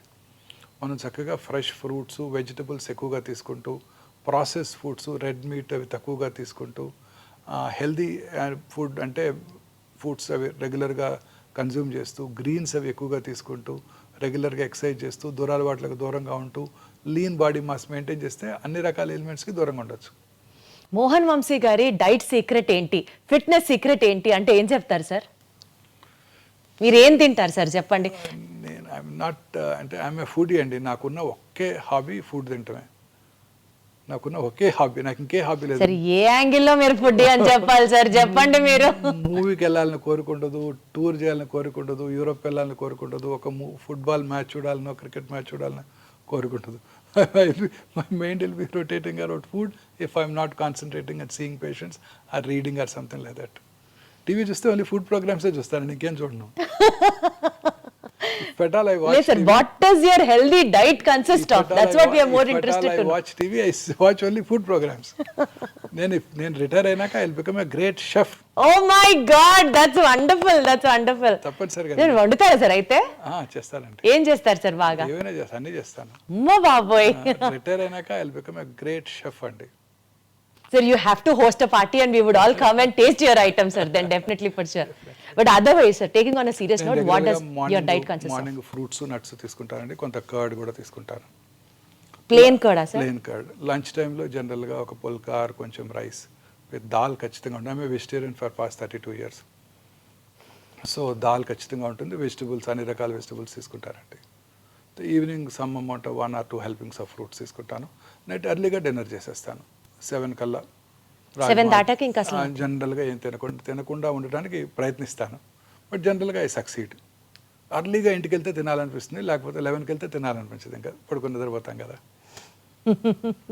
ఖచ్చితంగా ఈ టైమ్స్ ఖచ్చితంగా నేను స్ట్రిక్ట్గా అదే టైంలో ఫుడ్ తీసుకుంటాను. మీరు వర్కౌట్ చేస్తారా సార్? అంటే జనరల్గా కొంచెం రోజుకు ఒక 10-15 minutes. నేను ఈ హాస్పిటల్లో రౌండ్స్ చేస్తానండి. మార్నింగ్ రౌండ్స్, అదే వాకింగ్. జనరల్గా 8,000 steps చేసేస్తాను మార్నింగ్. మీరు అది ఫాలో అవుతారా సార్? 8,000 steps, 10,000 సుమారుగా అంత అయిపోతుందండి. 8,000 steps అయిపోతాయి. మార్నింగ్ 8th floor నుంచి రౌండ్ స్టార్ట్ చేస్తే ఖచ్చితంగా అన్ని ఫ్లోర్స్ తిరుగుతాను. తర్వాత ఓపీలో కూడా నడిచే ఓపీ చూస్తుంటాను అంతా, ఓకే, 4 rooms లో. అందువల్ల ఆ స్టెప్స్ సరిపోతాయి. సో ఏదో ఒక బేసిక్ ఫిజికల్ యాక్టివిటీ అయినా ప్రతి ఒక్కరికి ఉండాలి. ఉండాలి డెఫినెట్గా. Right. Sitting is smoking, new smoking, movement is medicine. ఎంత బాగుంది సార్, ఎంత రిథమిక్ గా రైమింగ్ గా ఉంది. Sitting is new smoking, movement is medicine. Movement is medicine. ఇప్పుడు అందరూ కూడా ఈ 24 hours 18 hours పని చేస్తున్నారు. చాలామంది కూర్చొని పని చేస్తుంటారు సిస్టమ్స్ ముందు. వాళ్ళందరికీ చాలా రకాల ఎలిమెంట్స్ వస్తుంటాయి. వాళ్ళందరికీ షార్ట్ వాక్స్, ప్రతి హాఫ్ అన్ అవర్కి ఒక 5 minutes వాక్ చేయడం, నుంచొని పని చేయడం, అవి కనుక అలవాటు చేసుకుంటే చాలా ఎలిమెంట్స్ తగ్గిపోతాయండి. బట్ సార్ వాకింగ్ చేస్తే నిజంగా మీరు నాకు 8,000 steps అన్నారని అడుగుతున్నా, 10,000 అడుగులు వేస్తే క్యాన్సర్ కి దూరం అని మనం యూజువలీ చూస్తూ ఉంటాం articles. Is it true sir? కంటే ఎంతో కొంత వాకింగ్ చేస్తున్నామండి. ఎప్పుడు మూమెంట్ ఉంటూనే ఉండాలి. క్యాన్సర్ కి అది హెల్ప్ అవుతుందా సార్? అన్ని రకాల వాకింగ్ కి క్యాన్సర్ కి కనెక్షన్ ఉందా సార్? ఖచ్చితంగా. ఇప్పుడు కొత్తగా ఇంకొక అధ్యయనం చూశాను. అదేంటంటే బ్రెస్ట్ క్యాన్సర్ పేషెంట్స్లో పోస్ట్ ట్రీట్మెంట్ తర్వాత వాళ్ళు రెగ్యులర్గా ఫిజికల్లీ ఫిట్గా ఉన్నట్టయితే, రెగ్యులర్గా ఎక్సర్సైజ్ చేస్తుంటే క్యాన్సర్ తిరిగి వచ్చే అవకాశాలు కూడా తగ్గిపోతాయి అంటున్నారు. Okay okay okay okay. సరే, అసలు క్యాన్సర్లో ఎన్ని రకాలు ఉంటాయి సార్? ఆ అన్ని రకాల క్యాన్సర్స్ని మనం ముందరగానే ఐడెంటిఫై చేయొచ్చా సార్? క్యాన్సర్ అంటే మనం అనుకున్నట్టు ఏదో కణజాల నుంచి క్యాన్సర్ రావచ్చండి. సో బ్రాడ్గా 2 రకాల క్యాన్సర్స్ చూస్తుంటాం. ఒకటి సాలిడ్ ఆర్గన్స్ అంటే బ్రెస్ట్, లంగు, బోను, బ్రెయిన్, కోలను, స్టమక్ అనమాట. రెండోది హిమటలాజికల్ అంటే బ్లడ్ సంబంధ క్యాన్సర్స్. బ్లడ్ బాడీ అంతా ఉంటుంది కదండి. ఇవన్నీ జనరల్గా బోన్ మ్యారోలో తయారై బ్లడ్ క్యాన్సర్స్ ద్వారా మనకు మేనిఫెస్ట్ చేస్తాయి. సో ఈ 2 రకాల క్యాన్సర్స్ డిఫరెంట్గా ఉంటాయి అన్నమాట. ఈ సాలిడ్ ట్యూమర్స్కి ట్రీట్మెంట్ వేరుగా ఉంటుంది, హిమటలాజికల్ మెలిగ్నెన్సీస్కి ట్రీట్మెంట్ వేరుగా ఉంటుంది. హిమటలాజికల్ మెలిగ్నెన్సీ జనరల్గా కీమోథెరపీ, టార్గెటెడ్ థెరపీస్, ఇమ్యూనోథెరపీస్ ఉంటాయి. సాలిడ్ ట్యూమర్స్కి సర్జరీ, రేడియేషన్, కీమోథెరపీ అవి ఉంటుంటాయి అన్నమాట. సో ఈ క్యాన్సర్స్ అన్నీ కూడాను డిఫరెంట్ స్పెషలిస్ట్ వీటిని హ్యాండిల్ చేస్తుంటారు క్యాన్సర్కి. సో క్యాన్సర్ యొక్క బిహేవియర్ అనేది ట్యూమర్ యొక్క గ్రేడ్ని బట్టి ఆధారపడి ఉంటుంది. చాలామందికి ఒకే రకమైన క్యాన్సర్. ఒకసారి నాకు ఒక పేషెంట్ వచ్చారు. ఒక 20 years బ్యాక్ నేనే ఆ పేషెంట్కి బ్రెస్ట్ క్యాన్సర్ సర్జరీ చేశాను. అప్పుడు సర్జరీ అయిపోయిన వెంటనే అది అప్పుడు oestrogen receptor, progesterone receptor positive breast cancer. Surgery అయిన వెంటనే వాళ్ళకి కొంచెం లోకల్ రేడియేషన్ ఇవ్వడం జరిగింది. ఆ రోజుల్లో చిన్న టెక్నాలజీ తక్కువగా ఉండేది, పెద్ద కాస్ట్లీ ట్రీట్మెంట్ ఉండేది కాదు. ఆ తర్వాత చిన్న ట్యాబ్లెట్ తీసుకున్నారు. 17 ఏళ్ళు బ్రతికేశారు. 17 ఏళ్ళ తర్వాత రెండో బ్రెస్ట్లో క్యాన్సర్ వచ్చింది. ఈసారి cancer oestrogen receptor, progesterone receptor negative cancer. అంటే హార్మోన్ థెరపీకి లొంగదని అర్థం, అగ్రెసివ్ ట్యూమర్ అని అర్థం. తర్వాత HER2 రిసెప్టార్ అని ఇంకోటి ఉంటుంది, అది టార్గెటెడ్ థెరపీ, అది పాజిటివ్ వచ్చింది. సో ఈసారి సర్జరీ తర్వాత ఎక్స్పెన్సివ్ రేడియేషన్ ఇవ్వాల్సి వచ్చింది. లెఫ్ట్ సైడెడ్ క్యాన్సరు, కొంచెం స్పెషలైజ్డ్ రేడియేషన్, హార్ట్ను ప్రొటెక్ట్ చేయడానికి ఆ టార్గెటెడ్ థెరపీకి లక్షలు ఖర్చు అయింది. అయినా కానీ ఒక 2 yearsలో తిరిగి వచ్చేసింది. మళ్ళీ తిరిగి వచ్చింది అట్ సైడ్ కూడా. అర్రే. సో అప్పుడు పేషెంట్ నన్ను అడిగారు, అప్పుడేమో జస్ట్ ఒక 40,000-50,000 రూపీస్తో ట్రీట్మెంటే అయిపోయింది, 17 ఏళ్ళు హ్యాపీగా ఉన్నాను, ఇప్పుడు 40-50 lakhs ఖర్చు పెట్టాను, అయినా కానీ 2 yearsలో తిరిగి వచ్చింది డాక్టర్ గారు అని అడిగారు నన్ను. సో ప్రతి క్యాన్సర్ యొక్క బిహేవియర్ వేరుగా ఉంటుంది. So cancer behaviour is more important. Cancer grade అంటే tumour grade, tumour how aggressive the tumour is అనేది మనకి చాలా ఇంపార్టెంట్. ఎట్లా తెలుస్తుంది సార్? అది there are test for that. Every క్యాన్సర్కి ఏ రకమైన క్యాన్సర్స్ అగ్రెసివ్గా బిహేవ్ చేస్తే దానికి కావాల్సిన మార్కర్స్ ఉన్నాయి. ఉదాహరణకి breast cancer torrs, HER2 receptor, proliferative index, అలా అన్ని క్యాన్సర్స్కి మార్కర్స్ ఉంటాయి. అట్లా కొన్ని క్యాన్సర్స్ అగ్రెసివ్గా బిహేవ్ చేస్తాయి, కొన్ని స్లోగా పెరుగుతూ ఉంటాయి. స్లోగా పెరిగే క్యాన్సర్ లేట్ స్టేజ్లో ఉన్నా చాలా కాలం బ్రతికేస్తారు. అగ్రెసివ్గా ఉండే క్యాన్సర్స్ ఎర్లీ స్టేజ్లో వచ్చినా తిరిగి వచ్చే అవకాశాలు ఎక్కువగా ఉంటాయి. జనరల్గా అది అగ్రెసివా నాన్ అగ్రెసివా అని కూడా టెస్ట్లో మనకు తెలుస్తుందా sir? Yes, very correct, true, very true, తెలిసిపోతుంది. Oh, సో జనరల్గా చిన్న వయసులో వచ్చే క్యాన్సర్స్ అంటే 20 to 40 years మధ్యలో వచ్చే క్యాన్సర్స్ అగ్రెసివ్గా ఉంటాయి, ఎక్సెప్ట్ థైరాయిడ్.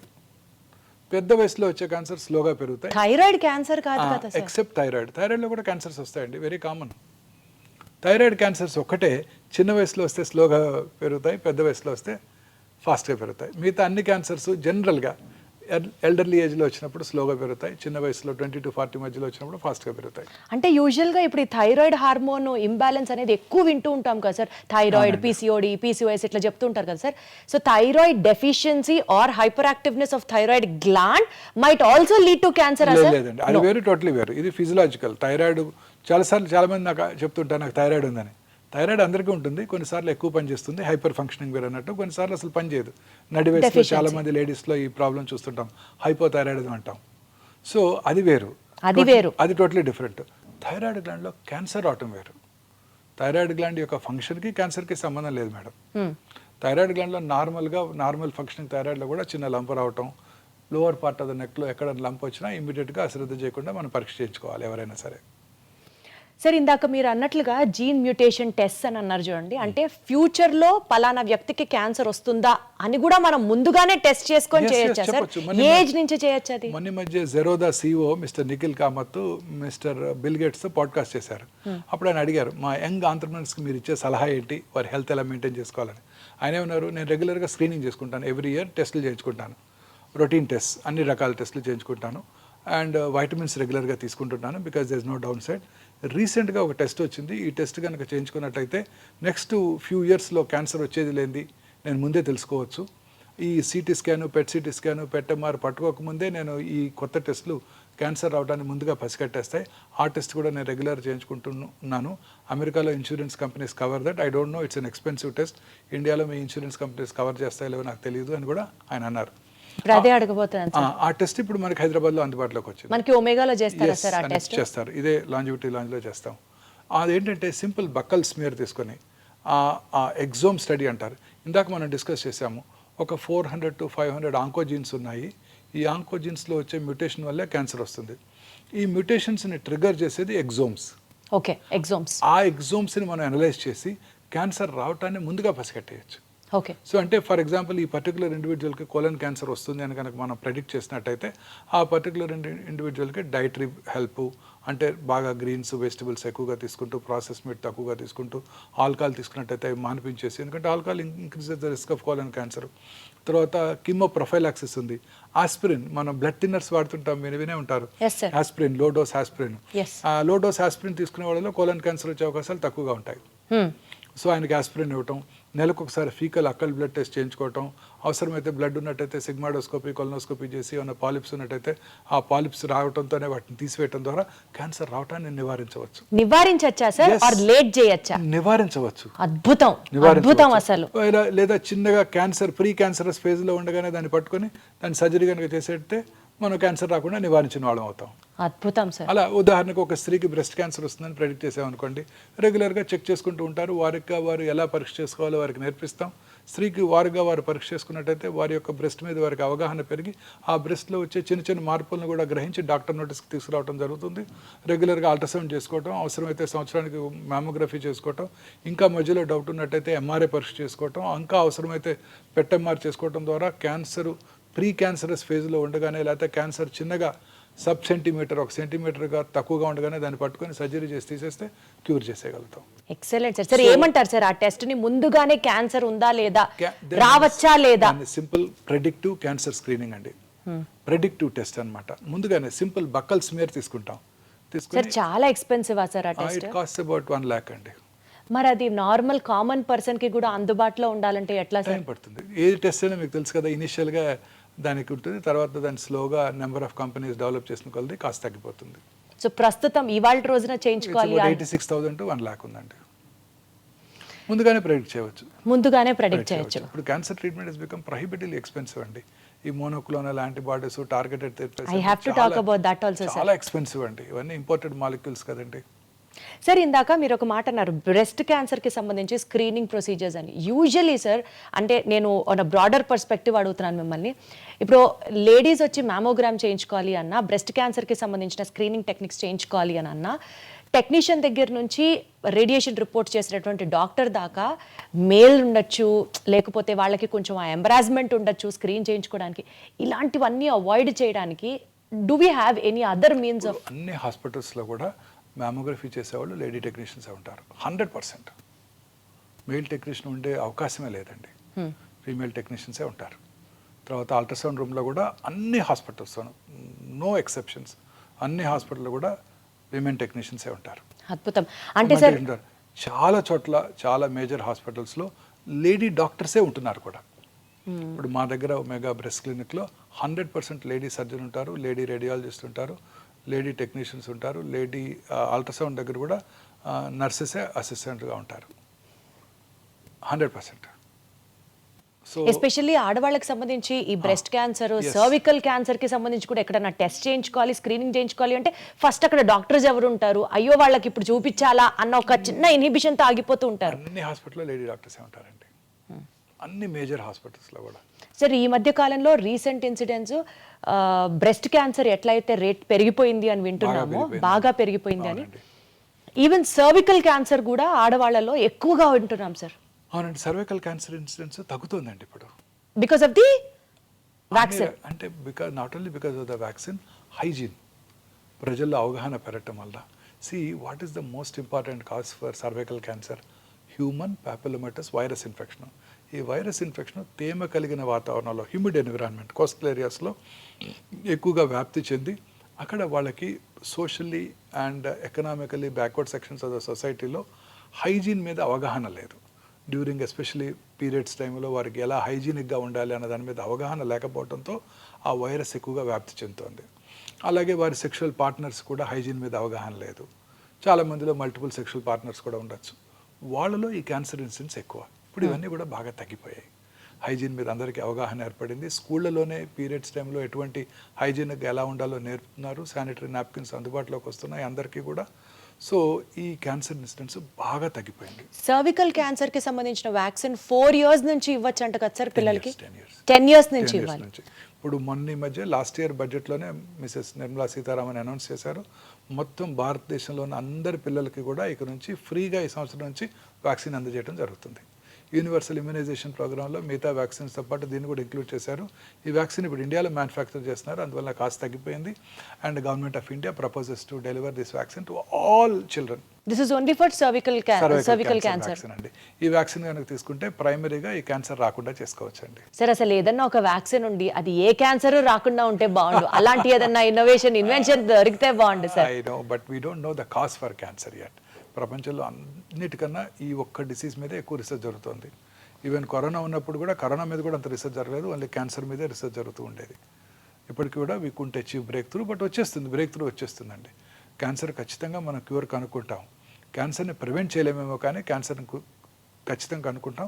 ఇప్పుడు మనం చెప్పిన ఈ ప్రెడిక్టివ్ టెస్ట్ వల్ల క్యాన్సర్ రావటాన్ని కూడా తగ్గించవచ్చు. అది మాత్రం అద్భుతం. కాకపోతే అది అందరికీ అందుబాటులోకి రావాలి, వచ్చేస్తుంది. ఆ తర్వాత అందుబాటులోకి వస్తుంది. తర్వాత క్యాన్సర్ కూడా ట్రీట్మెంట్ కూడా వచ్చేస్తుందండి. నెక్స్ట్ 10 to 15 yearsలో definitely will have a breakthrough. అనేక రకాల క్యాన్సర్స్కి ఇప్పుడే ఇమ్యూనోథెరపీ డ్రగ్స్ అందుబాటులోకి వచ్చాయి. లేట్ స్టేజ్ క్యాన్సర్స్లో కూడా చాలామంది ఎక్కువ కాలం బ్రతికేస్తున్నారు. కాకపోతే మీరు అన్నట్టు ఆ మోనోక్లోనల్ యాంటీబాడీస్, ఆ ఇమ్యూనోథెరపీస్ అవన్నీ కూడా ప్రొహిబిటివ్లీ ఎక్స్పెన్సివ్. ఇండియాలో తయారవునప్పుడు అవి చాలా ఎక్స్పెన్సివ్గా ఉంటాయి. Once we have to import చేసినప్పుడు చాలా ఎక్స్పెన్సివ్గా ఉంటాయి. ఇప్పుడు అవి పేటెంట్ లాస్ ఎక్స్పైర్ అయినాక ఇండియాలో తయారు చేసినప్పుడు ఇవన్నీ కూడా చాలా తక్కువ కాస్ట్లో మన ప్రజలకు అందుబాటులోకి వస్తాయి. సార్ ఇప్పుడు మీరు ఇంతమంది పేషెంట్స్ అని చూస్తున్నారు కదా, ఎక్స్పెన్సివ్ ట్రీట్మెంట్ అని మీరే చెప్తున్నారు కదా సార్. సో ఒక ఫ్యామిలీలో ఒక వ్యక్తికి క్యాన్సర్ వచ్చింది అని తెలిసిన వెంటనే ఫైనాన్షియల్గా వాళ్ళు ఎలా రెడీ అవుతారు సార్? ఆ టిప్స్ చెప్పండి. ప్రిపేర్డ్గా ఎలా, how do they face cancer? Rich patient కూడా పువర్ ఫ్యామిలీ అయిపోతారండి. ఒక్క మెంబర్ క్యాన్సర్ వచ్చిందంటే ఖచ్చితంగా వచ్చిన రోజు సూపర్ డీలక్స్ రూమ్లో ఉంటారు. చివర్లో ట్రీట్మెంట్ తీసుకున్నప్పుడు జనరల్ వార్డులో అడ్మిట్ అవుతారు. So this is the heart fact of cancer treatment అండి. చాలా ఎక్స్పెన్సివ్ ట్రీట్మెంట్స్ అండి. Patients want best of the treatments. ఇప్పుడు మ్యామోగ్రఫీ మెషిన్ ఉంది. కన్వెన్షనల్ మ్యామోగ్రఫీ మెషిన్ కాస్ట్ 15 లక్షలు అయితే digital mammography 3D digital mammography machine cost 2 కోట్లు అండి. దాని యాన్యువల్ మెయింటెనెన్స్ కాంట్రాక్ట్ మళ్ళీ 40 లక్షలు ఉంటుందండి. రేడియోథెరపీ మెషిన్స్ ఉన్నాయనుకోండి, ఈ సైబర్ నైఫ్ మెషిన్ కానివ్వండి, ఏఐ పవర్డ్ రేడియోథెరపీ టెక్నాలజీ కానివ్వండి, $4 million, $5 million. వాటి యాన్యువల్ మెయింటెనెన్స్ కాంట్రాక్ట్ మళ్ళీ $700,000 ఉంటుందండి. ఒక పేద వ్యక్తికి క్యాన్సర్ వస్తే వెయిట్ చేయాల్సిందేనా సార్? ఇండియాలో మళ్ళీ డెవలప్ అయ్యి దాని గురించి ఎక్కువ మెడిసిన్స్ వచ్చే వాళ్ళంతా ఎక్స్పెన్సెస్ ఎలాగోలా తెచ్చి కష్టపడి ట్రీట్మెంట్ తీసుకుంటూ ఉంటారు. ప్రాణం మీద తీపితో అన్ని రకాల మెడిసిన్స్ కూడా ఎక్స్పెన్సివేనండి. ప్రతిదీ ఎక్స్పెన్సివే. రోబోటిక్ సర్జరీ చేయాలంటే డిస్పోజబుల్ ఇన్స్ట్రుమెంట్స్, డిస్పోజబుల్ ఎక్విప్మెంట్ అన్నీ కాస్ట్ పెరిగిపోతున్నాయండి. అన్ని రకాల మెడిసిన్స్ పేటెంట్ లాస్ వల్ల అన్ని చాలా ఎక్స్పెన్సివ్గా ఉంటున్నాయి. అన్ని రకాల ఇమ్యూనోథెరపీస్, టార్గెటెడ్ థెరపీస్ అన్నీ ఇంపోర్ట్ చేసుకునేవే. అలాగే PET CT scan, conventional PET CT స్కాన్లో రేడియేషన్ ఎక్స్పోజర్ ఎక్కువగా ఉంటుంది. Digital PET scan machine, conventional PET CT scan machine 5 to 6 crores అయినట్టయితే digital PET scan machine 14 to 18 crores అవుతుంది. On top of it annual maintenance contract సంవత్సరానికి అది పెరిగిపోతుంటుంది. And ఎన్నాళ్ళు వాడగలం each machine? Not more then 10 years. 10 yearsలో మళ్ళీ replace చేసేయాలి. ఇంత కాస్ట్లీ ట్రీట్మెంట్ ఇప్పించినా సరే, సర్జరీ చేసినా సరే, తిరిగి మళ్ళీ క్యాన్సర్ రెమిషన్ నుంచి ఉంటుందా లేదా, తిరిగి వస్తుందా లేదా, తిరిగి రాదా అని చెప్పడానికి కూడా గ్యారంటీ లేదు. ఇందాక చెప్పాను కదండి, the unpredictable biological behaviour of the tumour makes the most predictable treatment unpredictable. అంటే సార్ అసలు క్యాన్సర్ మనిషికి రానేకూడదు. మనం అనుకునే కోరిక అదొక్కటే. చాలా ఎక్స్పెన్సివ్ అండి, ట్రీట్మెంట్ ఈజ్ వెరీ ఎక్స్పెన్సివ్. ప్రజలు తిట్టుకుంటూ ఉంటారు డాక్టర్స్ని, బట్ వాళ్ళే బెస్ట్ ట్రీట్మెంట్ కావాలనుకుంటూ ఉంటారు, వాళ్ళే అడుగుతారు. అంటున్నారు కదా సార్, ఏదో కీమోథెరపీలో గేమ్ చేంజర్స్ వచ్చేసాయి, ఇమ్యూనో టార్గెటెడ్ థెరపీస్ అంటే అసలు గేమ్ చేంజర్స్, బట్ ఇదే very expensive. Very expensive, they are beyond the reach of a rich man. And ఎన్నాళ్ళు వాడాలి? వాడుతూనే ఉండాలి. అదేమి ఒక 6 కోర్సులు వాడి ఆపేస్తే ఇంకా వాడు బతికేస్తారు అనుకుంటే వాడేస్తారు. ₹1 కోటి ఖర్చు పెట్టండి మీకు క్యూర్ అవుతుంది అనుకుంటే రెడీగా ఉంటారు చాలామంది. ఏమి గ్యారంటీ లేదే. మరి ఎట్లా సార్, ఒక పేదవాడికి క్యాన్సర్ వస్తే దిక్కేంటి సార్? అంటే ఇప్పుడు గవర్నమెంట్ అనేక రకాలుగా ఈ ఆయుష్మాన్ భారత్, ఆరోగ్యశ్రీ ద్వారా చాలామంది క్యాన్సర్ పేషెంట్స్కి అతి తక్కువ ఖర్చులో ఫ్రీగా కూడా ట్రీట్మెంట్ చేయగలుగుతున్నాం. అదొక్కటే మనకి గ్రేటెస్ట్ అసెట్. సార్ నాకు ఒకటి అనిపిస్తుంది, చెప్పండి sir if I'm wrong or right. ఇప్పుడు మనకి ఈ ఇన్సూరెన్స్లు ఉంటాయి చూడండి సార్, క్యాన్సర్ ట్రీట్మెంట్కి ఇన్సూరెన్స్ ఇస్తారు. మీరు ఇందాక అర్లీ క్యాన్సర్ డిటెక్టివ్ టెస్ట్ చెప్పారు చూడండి, దానికి ఇస్తే చాలా మంది కనీసం చేసుకొని సిచ్యువేషన్ వర్స్ట్ చేయరు కదా సార్. వాటికి ఎవరు ఇన్సూరెన్స్, అన్ని రకాల క్యాన్సర్ ట్రీట్మెంట్స్ కూడా ఇన్సూరెన్స్ కవర్ అవ్వదు. అందులో చిన్న చిన్న లెటర్స్లో పెద్ద పాలసీ సైన్ చేశారా మీరు? ఇన్సూరెన్స్ పాలసీ కట్టినప్పుడు ముందు ఇమీడియట్గా మీరు ఒక 50 lakhs-కో 1 crore-కో ఇన్సూరెన్స్ తీసుకోండి. చిన్నపిల్లలు మీకు ఇన్సూరెన్స్ ఇస్తారు. ఇప్పుడు పెద్ద వయసు వచ్చినాక 50 ఏళ్ళు వచ్చాక ఇన్సూరెన్స్ అడిగితే అంత అమౌంట్కి ఇవ్వని కూడా ఎవరు, ప్రీమియం చాలా ఎక్కువగా ఉంటుంది. పిల్లలు కాబట్టి మీకు ఇప్పుడు ఇస్తారు. అందులో చిన్న లెటర్స్, స్మాల్ లెటర్స్లో చాలా ఉంటాయి. అవన్నీ చదవకుండా మనం చివరిలో సంతకం పెట్టేస్తాం. అందులో చాలా ఉంటాయి. ఈ కీమోథెరపీకి ఇన్ని లక్షలు ఇస్తాము, టార్గెటెడ్ థెరపీ కవర్ చేయము, ఇమ్యూనోథెరపీ కవర్ చేయమని కూడా రాసి ఉంటున్నాయి చాలా రకాల ఇన్సూరెన్స్ బ్రోషర్స్లో. తెలియక సైన్ చేసి తీసుకుంటూ ఉంటారు. సో చాలామందికి ఇన్సూరెన్స్ ఉన్నా కూడా కవర్ అవ్వట్లేదు. సార్ భయం వేస్తుంది సార్ ఒక్కసారి చెప్పాలంటే. క్యాన్సర్కి ఇంతే కవర్ చేస్తాం, కీమోథెరపీకి ఇంత, మీ లిమిట్ అయిపోయింది, సబ్ లిమిట్ ఇంతే. మీరు నాకు అన్నట్లు అసలు క్యాన్సరే రాకూడదు సార్. అంతే, ఏ ఎలిమెంట్ రాకూడదు. ఏ ఎలిమెంట్ రాకూడదు అంటే మనం ప్రశాంతంగా బ్రతకాలి సార్. ప్రశాంతత, ఆ పాయింట్ దగ్గరికి వస్తున్నాను సార్. సంతోషంగా బ్రతకాలి, సంతోషంగా కాదు హ్యాపీగా బ్రతకాలి. ఏది ఏమైనా చెక్కు చెదరకూడదు సార్. సంతోషం అన్న వెంటనే దాని ఆపోజిట్ గుర్తొస్తుంది. స్ట్రెస్ లేని లైఫ్ ఇవాళ లేదు కదా సార్. స్ట్రెస్కి, క్యాన్సర్కి, క్యాన్సర్ తిరిగి రావడానికి 20 to 30% కారణం స్ట్రెస్సే అని అంటున్నారు, నిజమేనా? అంతకన్నా ఎక్కువేనండి నా ఉద్దేశం, నా ఎక్స్పీరియన్స్లో. చాలా మంది ఇగ్నరెంట్ పేషెంట్స్ ఉంటారు. వారి హస్బెండో కొడుకో ట్రీట్మెంట్ తీసుకొస్తారు, హ్యాపీగా ట్రీట్మెంట్ తీసుకుంటారు, వెళ్ళిపోతారు. నన్ను అడుగుతారు బాగున్నారా డాక్టర్ అంటే, బాగున్నారంటే చాలా హ్యాపీ. సాయంకాలం ఇన్వెస్టిగేషన్ చేసి మీరు చాలా బాగున్నారమ్మంటే నన్ను మొక్కో లేకపోతే నాకు దండం పెట్టో వెళ్ళిపోతారు. చాలా హ్యాపీగా ఉంటారు. వాళ్ళకి ఏం తెలియదు, వాళ్ళకి అసలు ఎప్పుడు తిరిగి రాదు. చాలామంది భయపడుతుంటారు, చదివేస్తుంటారు. తిరిగి వస్తుంట కదా డాక్టర్ గారు, నాది ERPR నెగటివ్ క్యాన్సర్ అంట కదా, నాకు తిరిగి వస్తుందంట కదా అని భయపడుతుంటారు. వాళ్ళకి ఖచ్చితంగా తిరిగి వస్తుంది. సో ప్రశాంతంగా అన్ని రకాల జబ్బులకి కూడా సంతోషము, మానసిక ప్రశాంతత ముఖ్యం. క్యాన్సర్ ఉందని తెలిస్తే ఎలా సంతోషంగా ఉంటారు సార్? మీకైనా అదే నేను చెప్పేది అదే. అందుకే చాలా మంది పేషెంట్ మనం ప్రిపేర్ చేయాలి. ఎంత లేట్ స్టేజ్ అయినా పేషెంట్కి మీరు చెప్పక్కర్లేదు. నా ఉద్దేశం అదే. నేను చాలాసార్లు అసలు ఎవరికి చెప్పను, అన్లెస్ వాళ్ళ రిలేటివ్స్ ఇన్సిస్ట్ చేస్తే తప్ప పేషెంట్కి చెప్పను. సో ఏం పర్లేదు, తగ్గిపోతుంది అని ధైర్యం చెప్తాను.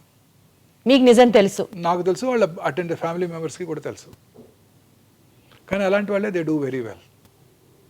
సో మీరు నేను కూడా ప్రశాంతంగా ఉండాలి. మానసికంగా మనం ప్రశాంతంగా ఉంటే ఏ జబ్బులు రావు. ప్రశాంతత ఎక్కడ దొరుకుతుంది సార్? కేజీ ఎంత సార్ ప్రశాంతత? అది సంపాదించుకోగలటం మన గొప్పతనం మేడం. ఏది ఏమైనా మనం మాత్రం హ్యాపీగా ఉండాలి. ఎలాంటి ఆపద వచ్చినా మనం ప్రశాంతంగా ఉంటే దాన్ని గెలవచ్చు. సో ఉదాహరణకి చాలాసార్లు మీరు క్రికెట్ మ్యాచ్ చూస్తుంటారు, లాస్ట్ ఓవరు ఎవరు ప్రశాంతంగా ఆడితే వాళ్ళే గెలుస్తారు కదా. 20-20. మీరు ఎట్లా ఉంటారు sir despite of all so many stresses daily? మీ ప్రశాంతంగా మీరు ఏం చేస్తారు every day to be so peaceful? See, you have to be at this age. I'm 60 now, I crossed 60. నాకు ఇంకేం ఆందోళన ఉందండి. But otherwise also sir, I've achieved whatever I wanted. I don't want anything else. I'm doing my job. I do రెగ్యులర్గా నా food మంచిగా చక్కగా తీసుకుంటాను.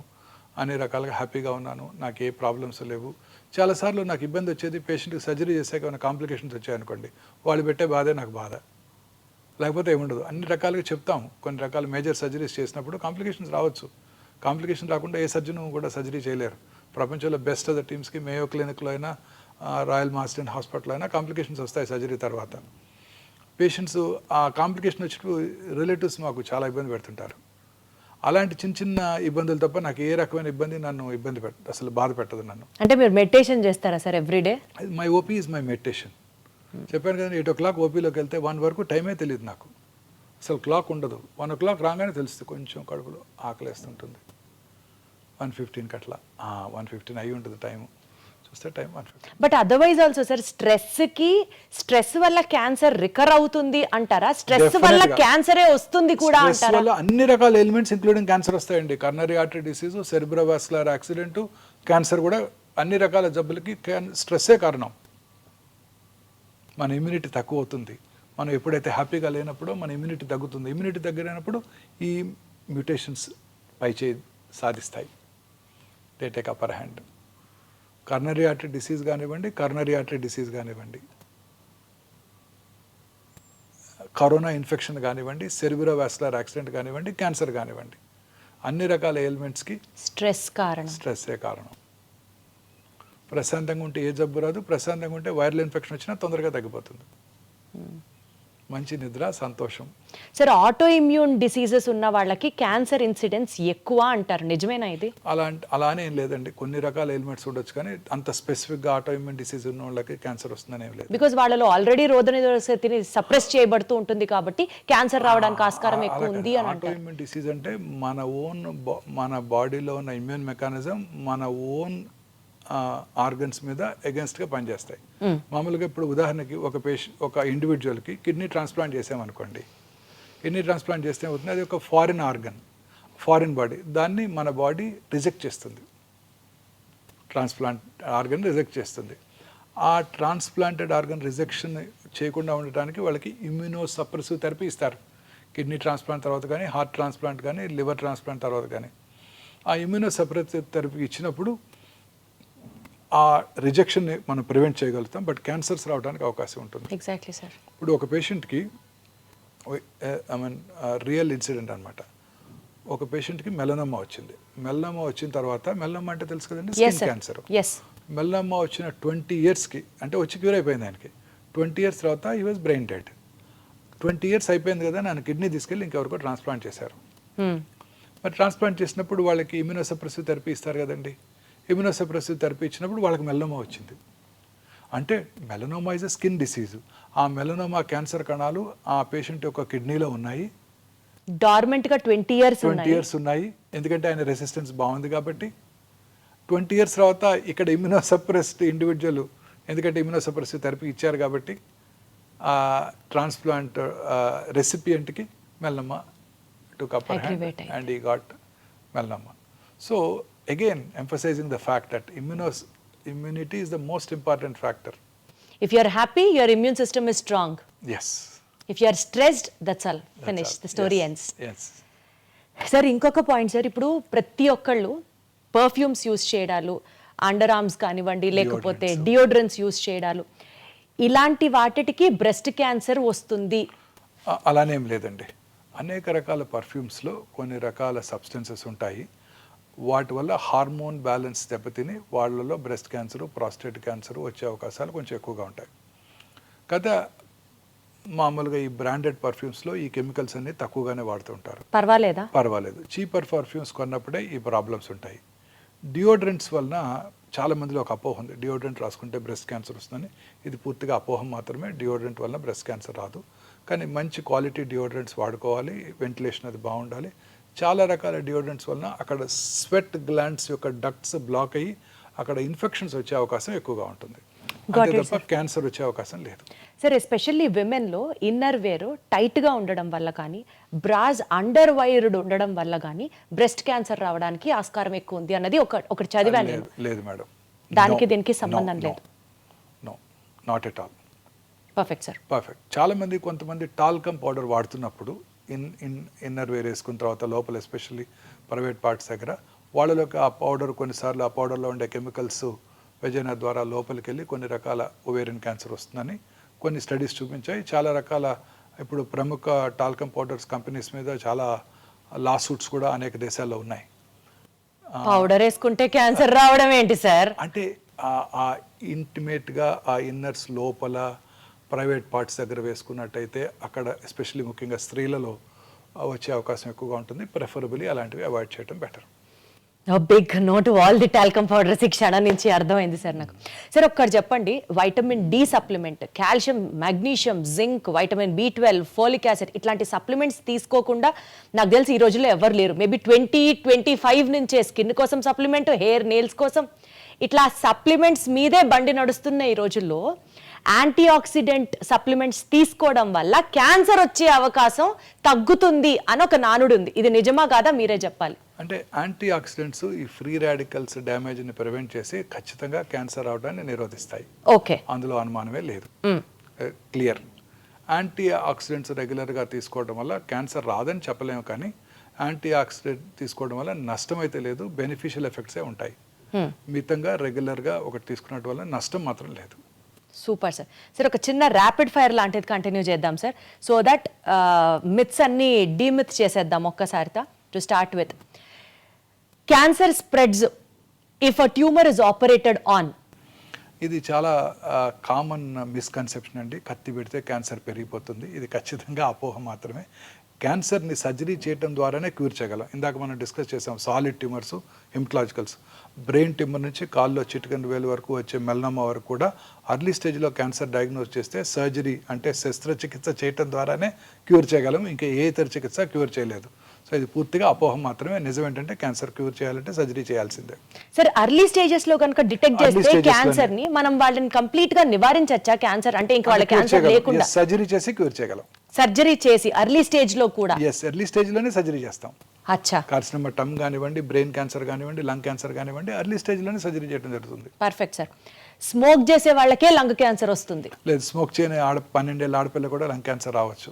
సరే, మగవాళ్ళకి బ్రెస్ట్ క్యాన్సర్ అన్నారు, 12 ఏళ్ళ ఆడవాళ్ళకి లంగ్ క్యాన్సర్ అంటున్నారు. స్మోక్ చేయని 12 ఏళ్ళ ఆడపిల్లకి వారి తండ్రి గారు కూడా స్మోక్ చేయలేదు, పాసివ్ స్మోకర్ కూడా కదా అమ్మాయి. చాలా మంది లేడీస్ రెగ్యులర్గా చూస్తుంటాను. కానీ లేడీస్లో వచ్చే లంగ్ క్యాన్సర్స్ జనరల్గా ఇందాక నేను చెప్పాను జెనెటిక్ మ్యుటేషన్ వల్ల వస్తుందని. ఆ జెనెటిక్ మ్యుటేషన్ వల్ల వచ్చే అవకాశాలు ఎక్కువగా ఉంటాయి. ముఖ్యంగా భారతీయ స్త్రీలు స్మోక్ చేయరు కాబట్టి వాళ్ళందరిలో కూడా సింపుల్ ఆ జెనెటిక్ మ్యుటేషన్ని టార్గెట్ చేసే టాబ్లెట్ తీసుకుని వాళ్ళు సంవత్సరాలు బతికేస్తుంటారు. ఓ, జెనెటిక్ మ్యుటేషన్ ని క్యాన్సర్ టాబ్లెట్ ద్వారా కూడా నివారించవచ్చు, లాంజిటివిటీ పెంచొచ్చు. లాంజిటివిటీ పెంచొచ్చు. ఇందాక చెప్పాము మనం కొన్ని జీన్స్ మ్యుటేషన్ వల్ల క్యాన్సర్ వస్తుంది. క్యాన్సర్ కి టాబ్లెట్స్ ఉన్నాయా సార్? ఈ జెనెటిక్ మ్యుటేషన్ కనుక ఉన్నట్టయితే స్త్రీలలో ఉంటాయి కూడా. వాళ్ళలో మన భారతీయ స్త్రీలలో 100కి 70 నుంచి 80 మందికి లంగ్ క్యాన్సర్ పేషెంట్స్లో స్త్రీలలో వచ్చినప్పుడు ఈ జెనెటిక్ మ్యుటేషన్ ఉంటుంది. దాన్ని టార్గెట్ చేసే మందులు ఇప్పుడు మనకి కమర్షియల్గా అందుబాటులో ఉన్నాయి. అవి తీసుకున్నట్టయితే వాళ్ళు దాంతోనే బతికేస్తారు, ఇంటి దగ్గరే ఉంటూ హాస్పిటల్కి కూడా రాకుండా. సరే, ఇది అసలు ఒక క్యాన్సర్ గైడ్ సార్ ఇవాల్టి మన ఎపిసోడ్. ఎన్ని విషయాలు తెలుస్తున్నాయి అంటే, కొత్త విషయాలు. అట్లీస్ట్ నాకైతే మాత్రం చాలా కొత్తగా ఉంది సార్ ఇంటర్వ్యూ. షుగర్ తింటే క్యాన్సర్ పెరిగిపోతుంది. True. Sugar especially refined white sugar కనుక తీసుకోవటం పూర్తిగా అవాయిడ్ చేయడం బెటర్ అండి. కాంప్లెక్స్ షుగర్స్ తీసుకోవటం, ప్రాసెస్డ్ షుగర్స్ని అవాయిడ్ చేస్తూ కాంప్లెక్స్ కార్బోహైడ్రేట్స్ తీసుకోవటం మంచిది. ఒకసారి క్యాన్సర్ వస్తే తిరిగి మళ్ళీ వస్తూనే ఉంటుంది. క్యాన్సర్ కనుక వచ్చినట్టయితే తిరిగి వచ్చే అవకాశాలు ఎక్కువగా ఉంటాయి. అది ఆ క్యాన్సర్ యొక్క డిసీజ్ స్టేజ్ని బట్టి, క్యాన్సర్ యొక్క బిహేవియర్ని బట్టి ఆధారపడి ఉంటుంది. క్యాన్సర్కి సంబంధించి మనకి స్క్రీనింగ్ టెస్ట్లు ఏ ఏజ్ నుంచి చేయించుకోవడం మన లైఫ్ స్టైల్లో ఒక భాగం అయిపోవాలి సార్? అంటే డిఫరెంట్ క్యాన్సర్స్కి డిఫరెంట్గా ఉంటాయండి. ఉదాహరణకి బ్రెస్ట్ క్యాన్సర్ ఉందనుకోండి, ఫ్యామిలీ హిస్టరీ ఉన్నవాళ్ళు 40 years నుంచే రెగ్యులర్గా స్క్రీనింగ్ చేసుకుంటూ ఉండాలి. మ్యామోగ్రఫీ పరీక్ష సంవత్సరానికి ఒకసారి చేసుకుంటూ ఉండాలి. ఫ్యామిలీ హిస్టరీ లేని వాళ్ళు కూడా ఎస్పెషల్లీ మిడిల్ ఇన్కమ్ గ్రూప్స్లో ఉండే స్త్రీలు 50 years దాటిన తర్వాత రెగ్యులర్గా అప్ టు 65 రెగ్యులర్గా మ్యామోగ్రఫీ స్క్రీనింగ్ చేయించుకోవాలి. అలాగే ప్రతి స్త్రీకి కూడా 20 ఏళ్ళ నుంచే వారికిగా వారు పరీక్ష చేసుకుంటూ వారి యొక్క శరీరం మీద అవగాహన పెంచుకుంటూ వారి బ్రెస్ట్ని ఎగ్జామిన్ చేసుకుంటూ స్నానం చేసేటప్పుడు కూర్చొని, పడుకున్నప్పుడు రూమ్కి వచ్చాక పడుకొని రెగ్యులర్గా ఎగ్జామిన్ చేసుకోవడం ద్వారా వాళ్ళ శరీరం మీద అవగాహన పెరిగి ఆ బ్రెస్ట్లో వచ్చే చిన్న చిన్న మార్పులను వాళ్ళు గ్రహించి వారి డాక్టర్ దృష్టికి తీసుకెళ్ళగలుగుతారు. అలాగే గర్భసించి ముఖద్వార cancer, once they are sexually active, marriage అయిన తర్వాత వాళ్ళు పాప్స్మియర్ టెస్టింగ్ ఫస్ట్ 3 years, ఆ 3 years కనుక నార్మల్గా ఉన్నట్టయితే ఆ తర్వాత కూడా రెగ్యులర్గా ఇంటర్వెల్స్లో ఇయర్లీ ఒకసారి డాక్టర్తో పరీక్ష చేయించుకోవటం, లేడీ డాక్టర్తో. అదే టైంలో బ్రెస్ట్ ఎగ్జామినేషన్ ఎలా చేసుకోవాలో నేర్చుకోవటం, ఆఫీస్ ఎగ్జామినేషన్ సంవత్సరానికి ఒకసారి అవసరమైతే ముఖ్యంగా కోస్టల్ ఏరియాస్లో ఉన్న స్త్రీలంతా కూడా పాప్స్మియర్ చేయించుకోవటం very important. This is only for women sir? మగవాళ్ళకి ఎలాంటి ప్రీ క్యాన్సర్ టెస్ట్లు అక్కర్లేదా? మగవాళ్ళకి ప్రాస్టేట్ క్యాన్సర్కి ఒక టెస్ట్ ఉందండి. 50 years దాటిన తర్వాత ప్రతి పురుషుడు కూడా రెగ్యులర్గా simple blood test PSA prostate specific antigen test చేసుకోవడం ద్వారా క్యాన్సర్ అవడానికి ముందుగా పసిగట్టవచ్చు. ఇంత ముందు కాలంలో ప్రాస్టేట్ క్యాన్సర్ భారతదేశంలో ఎక్కువగా కనబడేది కాదు. ఇప్పుడు 2022 ICMR స్టడీలో ఇది second commonest cancer oh my God భారతదేశంలో కూడా. సో అందుకని ప్రతి పురుషుడు కూడా రెగ్యులర్గా ఈ PSA టెస్ట్ చేయించుకుంటూ ఉండాల్సి ఉంటుంది. అలాగే స్మోక్ చేసే పురుషులు ఎస్పెషలీ 10 years కనుక స్మోక్ చేస్తే, రోజుకు ఒక cigarette packet 10 cigarettes తాగినట్టయితే 10 smoke years అంటారు. వాళ్ళు రెగ్యులర్గా 6 నెలలకు ఒకసారి లో డోసేజ్ CT స్కాన్ మెషిన్స్తో CT స్కాన్ చేయించుకోవడం ద్వారా క్యాన్సర్ అవటాన్ని ముందుగా పసిగట్టవచ్చు. ఈ 2 క్యాన్సర్స్కే స్క్రీనింగ్ అందుబాటులో ఉంది పురుషుల్లో. స్త్రీలలో బ్రెస్ట్ క్యాన్సరు, గర్భసంచి ముఖద్వార క్యాన్సర్కి రెగ్యులర్గా స్క్రీన్ చేసుకుంటూ ఉండాలి. మిగతా క్యాన్సర్స్కి సిమ్టమ్స్ ఎప్పుడైనా ఉంటే వారు చెక్ చేసుకుంటూ ఉన్నట్టుగా సరిపోతుంది. సరే, ఎస్పెషల్లీ ఎక్కడా లేనటువంటి టెక్నాలజీ కానీ ఎక్విప్మెంట్ కానీ క్యాన్సర్ డయాగ్నోసిస్ దగ్గర నుంచి ట్రీట్మెంట్ దాకా వీ హ్యావ్ ఎట్ ఒమేగా అని విన్నాను. Something about that sir. ఇప్పుడు అనేక రకాలైన టెస్ట్లో ఇప్పుడు కామన్గా ఈ CT స్కాన్ చేసుకున్నప్పుడు, PET స్కాన్ చేసుకున్నప్పుడు, చాలామందిలో ఒక చిన్న మ్యామోగ్రఫీ చేసుకున్నప్పుడు చాలామందిలో ఒక అపోహ, ఈ స్క్రీనింగ్ టెస్ట్ ద్వారా రేడియేషన్ ఎక్స్పోజర్ ఉంటుంది, ఆ రేడియేషన్ ఎక్స్పోజర్ వల్ల క్యాన్సర్ వస్తుంది అని భయపడుతూ ఉంటారు. ఇప్పుడు ఈ కొత్తగా వచ్చిన డిజిటల్ మ్యామోగ్రఫీ మెషిన్లో రేడియేషన్ ఎక్స్పోజర్ చాలా తక్కువ. ప్రతి స్త్రీ కూడా ఖచ్చితంగా 40 years వచ్చిన దగ్గర నుంచి ఫ్యామిలీ హిస్టరీ కనుక ఉన్నట్టయితే స్క్రీనింగ్ చేసుకోవటం, అదర్వైజ్ 50 తర్వాత చేసుకోవడం వల్ల ఎటువంటి రిస్క్ ఉండదండి. ఇప్పుడు చాలామంది క్యాన్సర్ పేషెంట్ కూడా PET CT స్కాన్ చేసుకోమని, కానీ దానివల్ల రేడియేషన్ ఉంటుందట కదండి అని అడుగుతారు. నార్మల్ అనలాగ్ PET స్కాన్స్లో రేడియేషన్ ఎక్స్పోజర్ 24 millisieverts ఉన్నట్టయితే, ఈ కొత్త AI powered digital PET CT స్కాన్లో రేడియేషన్ ఎక్స్పోజర్ 8 millisieverts. అలాగే ఇప్పుడు PET MR కూడా అందుబాటులోకి వచ్చింది. ఆ PET MR అసలు రేడియేషన్ ఎక్స్పోజరే ఉండదు, చాలా మినిమం 95% డోస్ తగ్గిపోతుంది. సో వీటిలో రేడియేషన్ ఎక్స్పోజర్ ఉండదు, వీటి వల్ల క్యాన్సర్ వచ్చే అవకాశం లేదు. సో చక్కగా హ్యాపీగా మనం ఆ పరీక్ష చేయించుకోవడం ద్వారా క్యాన్సర్ రావటాన్ని, క్యాన్సర్ స్టేజ్ని, క్యాన్సర్ తిరిగి రావటాన్ని కూడా పసిగట్టవచ్చు. సార్, క్యాన్సర్ ఉంది అని తెలిసిన తర్వాత ఎమోషనల్గా ఫ్యామిలీస్ చేసే మిస్టేక్ ఏంటి sir? Maybe because of stress కానివ్వచ్చు, తెలిసిన వాళ్ళకి క్యాన్సర్ వచ్చింది అన్న భయం కావచ్చు. యూజువలీ ఎలాంటి మిస్టేక్స్ చేస్తూ ఉంటారు? క్యాన్సర్ పేషెంట్స్తో ప్రాబ్లం ఏంటంటే వాళ్ళు చాలా డిస్టర్బ్ అయిపోతారు. మీరు అన్నట్టు, మీరు మన ఫ్యామిలీ మెంబర్కే కాదండి, మన రోజు వాకింగ్కి వెళ్తున్నాం అనుకోండి, లేకపోతే నేను రోజు మార్నింగ్ ఎర్లీ మార్నింగ్ కార్లో వస్తుంటాను, నాకు ఎదురుగా ఒక 10 మంది వస్తుంటారు. ఆ 10 మందిలో ఎవరైనా ఒకళ్ళు ఈ మధ్య గత 10 ఏళ్ళలో ఒకళ్ళు రావట్లేదు. ఎందుకు రావట్లేదు? వాళ్ళకి ఏదో క్యాన్సర్ ఉందో తెలిస్తే ఆ మనిషి మనకు తెలియకపోయినా మనం డిస్టర్బ్ అవుతాం 2 రోజులు. అయ్యో ఆయన క్యాన్సర్ వచ్చిందంట. మనకే కాదు, మన నైబర్హుడ్లో ఎవరికైనా క్యాన్సర్ వచ్చినా మనం ఇమీడియట్గా డిస్టర్బ్ అవుతాం. ఈ ఎమోషనల్ ట్రామాలో పొరపాటున మిస్టేక్స్ చేసేస్తూ ఉంటారు కదా సార్? తప్పనిసరిగా ఈ ఎమోషనల్ ట్రామాలో వాళ్ళు చాలామంది ఫ్యామిలీ మెంబర్స్ ఉంటారు. ఒకళ్ళు ఒక చోటకి వెళ్దాం ఉంటారు, ఒకళ్ళు ఇంకో హాస్పిటల్కి వెళ్దాం ఉంటారు. అలా ట్రీట్మెంట్ డిలే చేసేస్తుంటారు. తర్వాత కొంతమంది అసలు అలోపతి ట్రీట్మెంటే వద్దు, మనం న్యాచురోపతి ట్రీట్మెంట్కి వెళ్దాము. అది ఎఫెక్టివా సార్? ఏముండదండి, షిమోగాకి వెళ్దాం, షిమోగా మెడిసిన్ తీసుకుందాం, లేకపోతే ధర్మస్థల వెళ్దాం, ధర్మస్థల మెడిసిన్ తీసుకుందాం, టిబెటిన్ మెడిసిన్ తీసుకుందాం. ఇలాంటివన్నీ కూడా ఎక్కువైపోతున్నాయండి. చక్కగా క్యాన్సర్ ట్రీట్మెంట్ తీసుకుంటున్న వాళ్ళు కూడా, చక్కగా క్యూర్ అవుతున్న వాళ్ళు కూడా ఇవన్నీ వేస్ట్, ఇవి తీసుకున్నా కానీ తిరిగి వస్తుంది, మా ఇంటి పక్కన ఆయనకు తిరిగి వచ్చింది, వాళ్ళు షిమోగా వెళ్ళి వైద్యం చేసుకున్నారని అక్కడికి వెళ్ళి ఈ ట్రీట్మెంట్ మాన్పించి అక్కడ తీసుకెళ్ళి వైద్యం చేస్తుంటారు. అంటే వాళ్ళకేదో వీళ్ళ మీద కోపంతో కాదు, వాళ్ళకేదో ఇతనికి హెల్ప్ చేద్దామని ఆశతో. పైగా ఈ ట్రీట్మెంట్ అంతా కొంచెం ఎక్స్పెన్సివ్గా ఉంటుంది అలోపతి వైద్య విధానంలో. సో వాళ్ళు తట్టుకోలేరు, పేదవాడు కదా, ఇతని షిమ్మగా తీసుకెళ్తే అక్కడ తక్కువ ఖర్చులో వైద్యం అయిపోతుంది అని అక్కడికి వెళ్తూ ఉంటారు. ఇది ఖచ్చితంగా డెఫినెట్గా క్యాన్సర్ క్యూర్ అయ్యే అవకాశాలు బాగా తగ్గిపోతాయండి. సో క్యాన్సర్ ట్రీట్మెంట్లో బ్రేక్ రావటం, క్యాన్సర్ ట్రీట్మెంట్ని నిలిపివేసి ఇతరత్ర ఆల్టర్నేటివ్ ట్రీట్మెంట్ స్టార్ట్ చేయడం, ముఖ్యంగా ఇండియాలో ఫినాన్షియల్ ప్రాబ్లమ్స్ ఏనండి.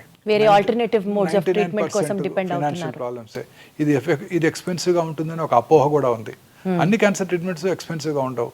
ఎక్స్పెన్సివ్ ట్రీట్మెంట్ అందుబాటులో ఉంటుంది, చీపర్ ట్రీట్మెంట్స్ అందుబాటులో ఉంటాయి. మీరు కారు కొనుక్కోవాలంటే అందరూ 50 లక్షలు పెట్టి బెంజ్ కారు కొనుక్కోకర్లేదు, 2 లక్షలకి మారుతి కారు కూడా లభ్యం అవుతుంది కదా. అర్లీగా డిటెక్ట్ చేసి డాక్టర్ దగ్గరికి రాగలిగితే, డాక్టర్ హెల్ప్ తీసుకుంటే, అర్లీగా కనుక డిటెక్ట్ అయితే తక్కువలోనే అయిపోవచ్చు కదా సార్. సార్ అసలు ఎట్లా తెలుస్తుంది sir science and symptoms of cancer ఏంటి చెప్పండి? అదే మెయిన్ ప్రాబ్లం అండి. Cancer is a silent killer. Symptoms ఏమి కలిగించదు. చాలాసార్లు లేట్ స్టేజ్లోనే సిమ్టమ్స్ వస్తాయి.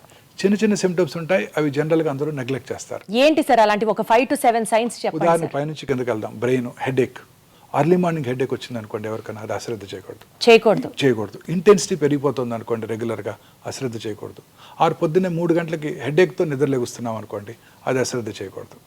హెడేక్తో పాటు వామిటింగు, మెమరీ లాసు, ఫిట్స్ రావడం ఉంటే ఖచ్చితంగా అది బ్రెయిన్ ట్యూమర్ని సూచిస్తుంది. కొన్ని ఫంక్షనల్ అబ్నార్మాలిటీస్, సడన్గా జ్ఞాపక శక్తి తగ్గిపోవటం, జ్ఞాపక శక్తి తగ్గిపోవటం, విజన్ డిస్టర్బెన్సెస్ రావటం, ఇవన్నీ కూడా బ్రెయిన్ ట్యూమర్ లక్షణాలు. చిన్న ఎరుపు తెలుపు మిళితమైన ప్యాచెస్ రావటం ఓరల్ క్యావిటీలో, నాలుక మీద కానివ్వండి, బక్కల క్యావిటీలో కానివ్వండి, మానని పుండు, మానని నొప్పి లేని పుండు, నొప్పి లేని పుండు. క్రమంగా పెరుగుతోంది మానకుండా, అది క్యాన్సర్ పుండు కావచ్చు. అలాగే బ్లడ్ రావటం, ఎక్కడి నుంచి ఓరల్ క్యావిటీలోంచి కానీ స్వరపేట నుంచి కానీ ఎక్కడి నుంచి బ్లడ్ రావటం, feeling of foreign body sensation థ్రోట్లో, తర్వాత వాయిస్ బొంగురుపోవటం, వెరీ కామన్ సిమ్టమ్ స్వరపేట క్యాన్సర్కి, లంగ్ క్యాన్సర్కి. మానని దగ్గు, చాలామంది నెగ్లెక్ట్ చేస్తారు స్మోకర్స్. లాస్ట్ ఇయర్ కూడా ఇలానే వచ్చింది, అప్పుడు సిటీ స్కాన్ కూడా చేయించారు, నార్మల్గా ఉందంటారు. మానని దగ్గు, తగ్గినప్పుడు ఫ్లెమ్లో బ్లడ్ రావటం, లో గ్రేడ్ చెస్ట్ పెయిన్ రావటం, ఆకలి తగ్గిపోవటం, ఈ 3 వెరీ ఇంపార్టెంట్ సిమ్టమ్స్ అండి. ఆకలి తగ్గటం, తినాలని పెంచిపోవటం, బ్రేక్ఫాస్ట్ టేబుల్ దగ్గరికి వెళ్ళటం, తినకుండా వెనక్కి రావటం, లేకపోతే నువ్వు ఇడ్లీ తినగానే ఒక ఇడ్లీ తినగానే పొట్ట ఫుల్ అయినట్టు ఉండటం, ఇవి అలాగే లో గ్రేడ్ ఫీవరు, కొంచెం అలసటగా ఉండటం, ఇవన్నీ ఎప్పుడు కూడా అశ్రద్ధ చేయకూడదు. అలాగే మింగుతున్నప్పుడు ఫుడ్ అడ్డం పట్టడం, ముందు సాలిడ్స్ అడ్డం పట్టడం, తర్వాత లిక్విడ్స్ కూడా అడ్డం పట్టడం, తర్వాత స్టమక్ క్యాన్సరు, సౌత్ ఇండియన్ మెన్లో కామనెస్ట్ క్యాన్సరు, కొంచెం ఫుడ్ తినగానే పొట్ట ఫుల్ అయిపోయినట్టు ఉండటం, రోజు బ్రేక్ఫాస్ట్కి 4 ఇడ్లీలు తింటాం, ఇప్పుడు 1-2 తినగానే పొట్ట ఫుల్ అయిపోతుంది, నాకేదో గ్యాస్ ఉంది, గ్యాస్ పట్టేసింది అనుకుంటారు తప్ప క్యాన్సర్ ఉందని ఎవరు అనుకోరు. వామిటింగ్ రావటం, బెల్చింగ్స్ ఎక్కువగా రావటం, అన్డైజెస్టెడ్ ఫుడ్ ఉన్నప్పుడు ఆ బెల్చింగ్, ఫౌల్ స్మెల్లింగ్ బెల్చింగ్ రావటం, ఆ తర్వాత వామిటింగ్ రావటం, వామిటస్లో రక్తం పట్టడం, వెయిట్ తగ్గిపోవటం, ఇవన్నీ కూడా గ్యాస్ట్రిక్ క్యాన్సర్ లక్షణాలు. మలమూత్ర విసర్జన అలవాట్లో మార్పు రావటం, మోషన్లో బ్లడ్ పట్టడం, రకరకాలుగా చాలాసార్లుగా మోషన్ పాస్ చేయటం, మోషన్లో గమ్ లాంటి వైటిష్ మెటీరియల్ రావటం, బ్లడ్ రావటం, యూరిన్లో బ్లడ్ పట్టడం, ఇంటర్మెన్స్ట్రల్ బ్లీడింగ్, పీరియడ్స్ కాని టైంలో బ్లడ్ రావటం, పోస్ట్ కాయిటల్ బ్లీడింగ్ ఉండటం, లో గ్రేడ్ లోవర్ అబ్డామినల్ పెయిన్, గర్భసంచి ముఖద్వార క్యాన్సర్ లక్షణాలు. బాడీలో ఎక్కడైనా ఏదైనా లంపు క్రమం తప్పకుండా పెరిగిపోవటం, నొప్పి లేకుండా ఉండటం, పుట్టుమచ్చలు ఎస్పెషల్లీ పుట్టుమచ్చలో సైజు ర్యాపిడ్గా పెరగటం, ఫ్లేక్స్గా పెల్సులుగా ఊడిపోవటం, కలర్ మారటం, ఇర్రెగ్యులర్గా తయారవటం, పుట్టుమచ్చ నుంచి పుండు పట్టడం, బ్లడ్ రావటం, ఇవన్నీ కూడా పుట్టుమచ్చలు క్యాన్సర్గా మారుతున్నాయని మనం గ్రహించాలన్నమాట. మీరు చెప్పిన ఈ కామన్ సిమ్టమ్స్ యూజువల్లీ అవాయిడ్ చేసేవే సార్. కొంచెం అరక్కపోయినా ఈ రోజు అరగలేదులే అనుకుంటాం, కానీ అమ్మో ఇక్కడ ఏదో ఉంది అని అయితే నెగ్లెక్ట్ చేస్తాం.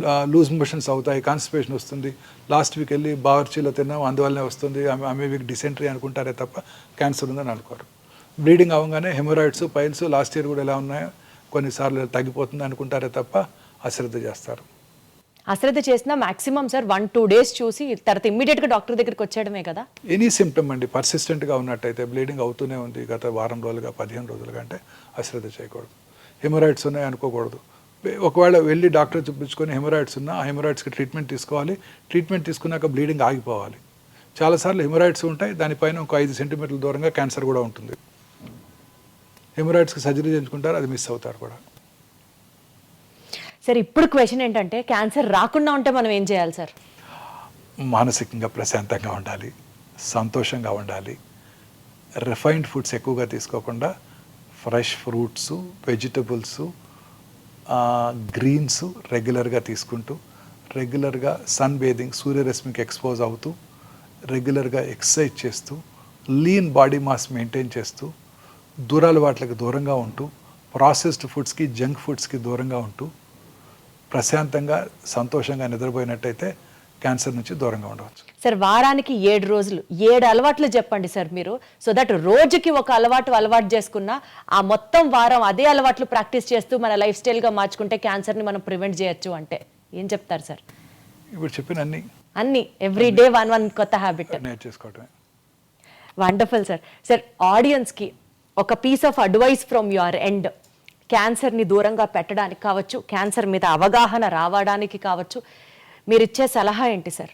ఏ చిన్న సిమ్టమ్స్ని కూడా అశ్రద్ధ చేయొద్దు. మన బాడీలో వచ్చే ప్రతి మార్పుని గమనించండి. మీ దగ్గరలో ఉన్న మీ ఫ్యామిలీ ఫిజిషియన్ని కలవండి, ఆంకాలజిస్ట్ని కలవాల్సిన అవసరం లేదు. మీ ఫ్యామిలీ ఫిజిషియన్ దాన్ని కరెక్ట్గా ఐడెంటిఫై చేసి అది రిపీటెడ్గా వస్తున్నట్టయితే వారే ఆంకాలజిస్ట్కి రిఫర్ చేస్తారనమాట. ప్రశాంతంగా ఉండండి, మానసికంగా ధైర్యంగా ఉండండి, మంచి ప్రాపర్ ఫుడ్ తీసుకుంటూ, ఫ్రెష్ ఫ్రూట్స్, వెజిటబుల్స్ రెగ్యులర్గా తీసుకుంటూ, రెడ్ మీట్, ప్రాసెస్డ్ ఫుడ్స్ తక్కువగా తీసుకుంటూ, ఫ్యాటీ ఫుడ్స్ బయట దొరికే ఫుడ్స్ తక్కువగా తీసుకుంటూ, రెగ్యులర్గా ఎక్సర్సైజ్ చేస్తూ, ముఖ్యంగా సన్లైట్కి ఎక్స్పోజ్ అవుతూ, లీన్ బాడీ మాస్ మెయింటైన్ చేయండి. దూరాల వాటికి ఖచ్చితంగా దూరంగా ఉండండి. సార్ అసలు ప్రశాంతంగా ఉండండి అని ఇంత ప్రశాంతంగా చెప్తున్నారు కదా సార్. మీకంటే డెఫినెట్లీ వర్క్ ఈజ్ వర్షిప్ అనుకుంటారు కాబట్టి ఇక్కడికి వస్తారు, హాస్పిటల్లో ఉంటారు, మీకు అదే ప్రశాంతత అనుకుందాం అన్ని సార్. బాధలు మర్చిపోతాను. అన్ని బాధలు రోజుకి 18 hours పని చేస్తాను, అన్ని బాధలు మర్చిపోతాను. సార్. కానీ మీరు హ్యాపీగా ఉండడానికి డెఫినెట్లీ మీ ఫ్యామిలీ సపోర్ట్ కూడా ఎంతో కొంత ఉంటుంది కదా sir. All of them they great support అండి. మీ ఫ్యామిలీ గురించి చెప్పండి sir. My wife she is always here only. నాకు లంచ్ తీసుకొని వస్తారు, అదే మీ హ్యాపీనెస్ కి కారణమా సార్? నాతోనే ఉంటారు ఖచ్చితంగా. రోజంతా ఈవినింగ్ వరకు ఉంటారు. మళ్ళీ డిన్నర్ టైం వరకు డిన్నర్ చేసుకున్నాక వెళ్ళిపోతాం. ప్రశాంతంగా ఉంటాం. అసలు ఏ ప్రాబ్లమ్స్ లేవండి, చీకు చింత లేకుండా ఉంటాం. చాలా సార్లు అదే పాయింట్ ఎంఫసైజ్ చేస్తున్నారు కానీ చాలా హ్యాపీగా ఉంది సార్. సార్ ఫైనల్గా ఒక్క మాట చెప్పండి సార్, మీ డ్రీమ్ ఏంటి sir? I achieved everything whatever I wanted. I don't have any more dreams. I'm happy. హెల్దీగా ఉంటే చాలు. ఒక చిన్న పీడియాట్రిక్ హాస్పిటల్ కట్టాలని ఒక కోరిక ఉంది. అంటే పిల్లల్లో వచ్చే క్యాన్సర్స్ ఇందాక మనం డిస్కస్ చేసాం, క్యూర్ అయిపోతాయి. సో చాలామంది పిల్లలకి ట్రీట్మెంట్ అందకుండా ఉంటుంది. ఒక హాస్పిటల్ కట్టి ఆ హాస్పిటల్లో డాక్టర్ ఛార్జెస్ ఉండవు, ట్రీట్మెంట్కి మనం ఇచ్చే ఛార్జెస్ ఉండవు, ఇన్వెస్టిగేషన్ ఛార్జెస్ ఉండవు, బెడ్ ఛార్జెస్ ఉండవు. ఓన్లీ మెడిసిన్స్కి మాత్రమే ఛార్జ్ చేస్తాం. అది మెడిసిన్స్ కూడా ప్రిఫరబుల్లీ ఏదో కంపెనీ ద్వారా తెప్పించుకోవడం. చాలామంది డొనేట్ చేయడానికి రెడీగా ఉన్నారు. అలాగే ఆయుష్మాన్ భారత్, ఆరోగ్యశ్రీ ద్వారా మెడిసిన్స్ తెప్పించుకొని మనం ఫ్రీగా ట్రీట్మెంట్ ఇవ్వగలగాలి. ఇది ఒక హాస్పిటల్ క్రియేట్ చేయాలని నాకు ఒక కోరిక ఉందండి. ఖచ్చితంగా 1-2 yearsలో చేసేయగలుగుతాను. అది తదాస్తు సార్, మీరు చేయగలరు, మీరు మాత్రమే చేయగలరు అని ఎందుకంటే అనుకుంటున్నాం వాళ్ళకి కనుక ట్రీట్ చేసామంటే వాళ్ళు నెక్స్ట్ 50-60 years బతికేస్తారు హ్యాపీగా. మనం గుర్తుపెట్టుకుంటారు. ట్రీట్ చేసాము, అతను బ్రతికాడు, ఆ పిల్లవాడు బ్రతికి పెద్ద డాక్టర్ అయ్యాడో లేకపోతే పెద్ద ఇంజనీర్ అయ్యాడోనే మనకి సంతృప్తిగా కూడా ఉంటుంది. పిల్లలకి ట్రీట్మెంట్ ఇస్తే చాలా హ్యాపీగా ఉంటుంది అనమాట.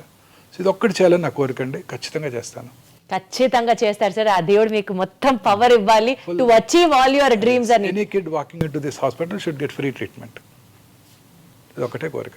అద్భుతం సార్. సార్ ఆ దేవుడు మీకు మొత్తం పవర్ ఇచ్చి మీరు అనుకున్న డ్రీమ్ అది నెరవేర్చి చాలా మంది చిన్నారుల్లో క్యాన్సర్ని నివారించడం, అరికట్టడం, వాళ్ళ యొక్క ఫ్యూచర్ లైఫ్ స్ట్రాంగ్గా ఉండాలని ఆ శక్తి దేవుడు మీకు ఇవ్వాలని మనస్ఫూర్తిగా కోరుకుంటున్నాం sir.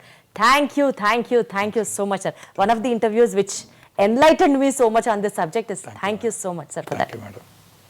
And for more videos, Please subscribe to iDream. Please subscribe to iDream. Please subscribe iDreams. And please subscribe to iDream. For more videos, subscribe to iDream. please like, share and subscribe to the channel. Congratulations, iDream. Subscribe to iDream. Subscribe to iDream. So subscribe to iDream Media.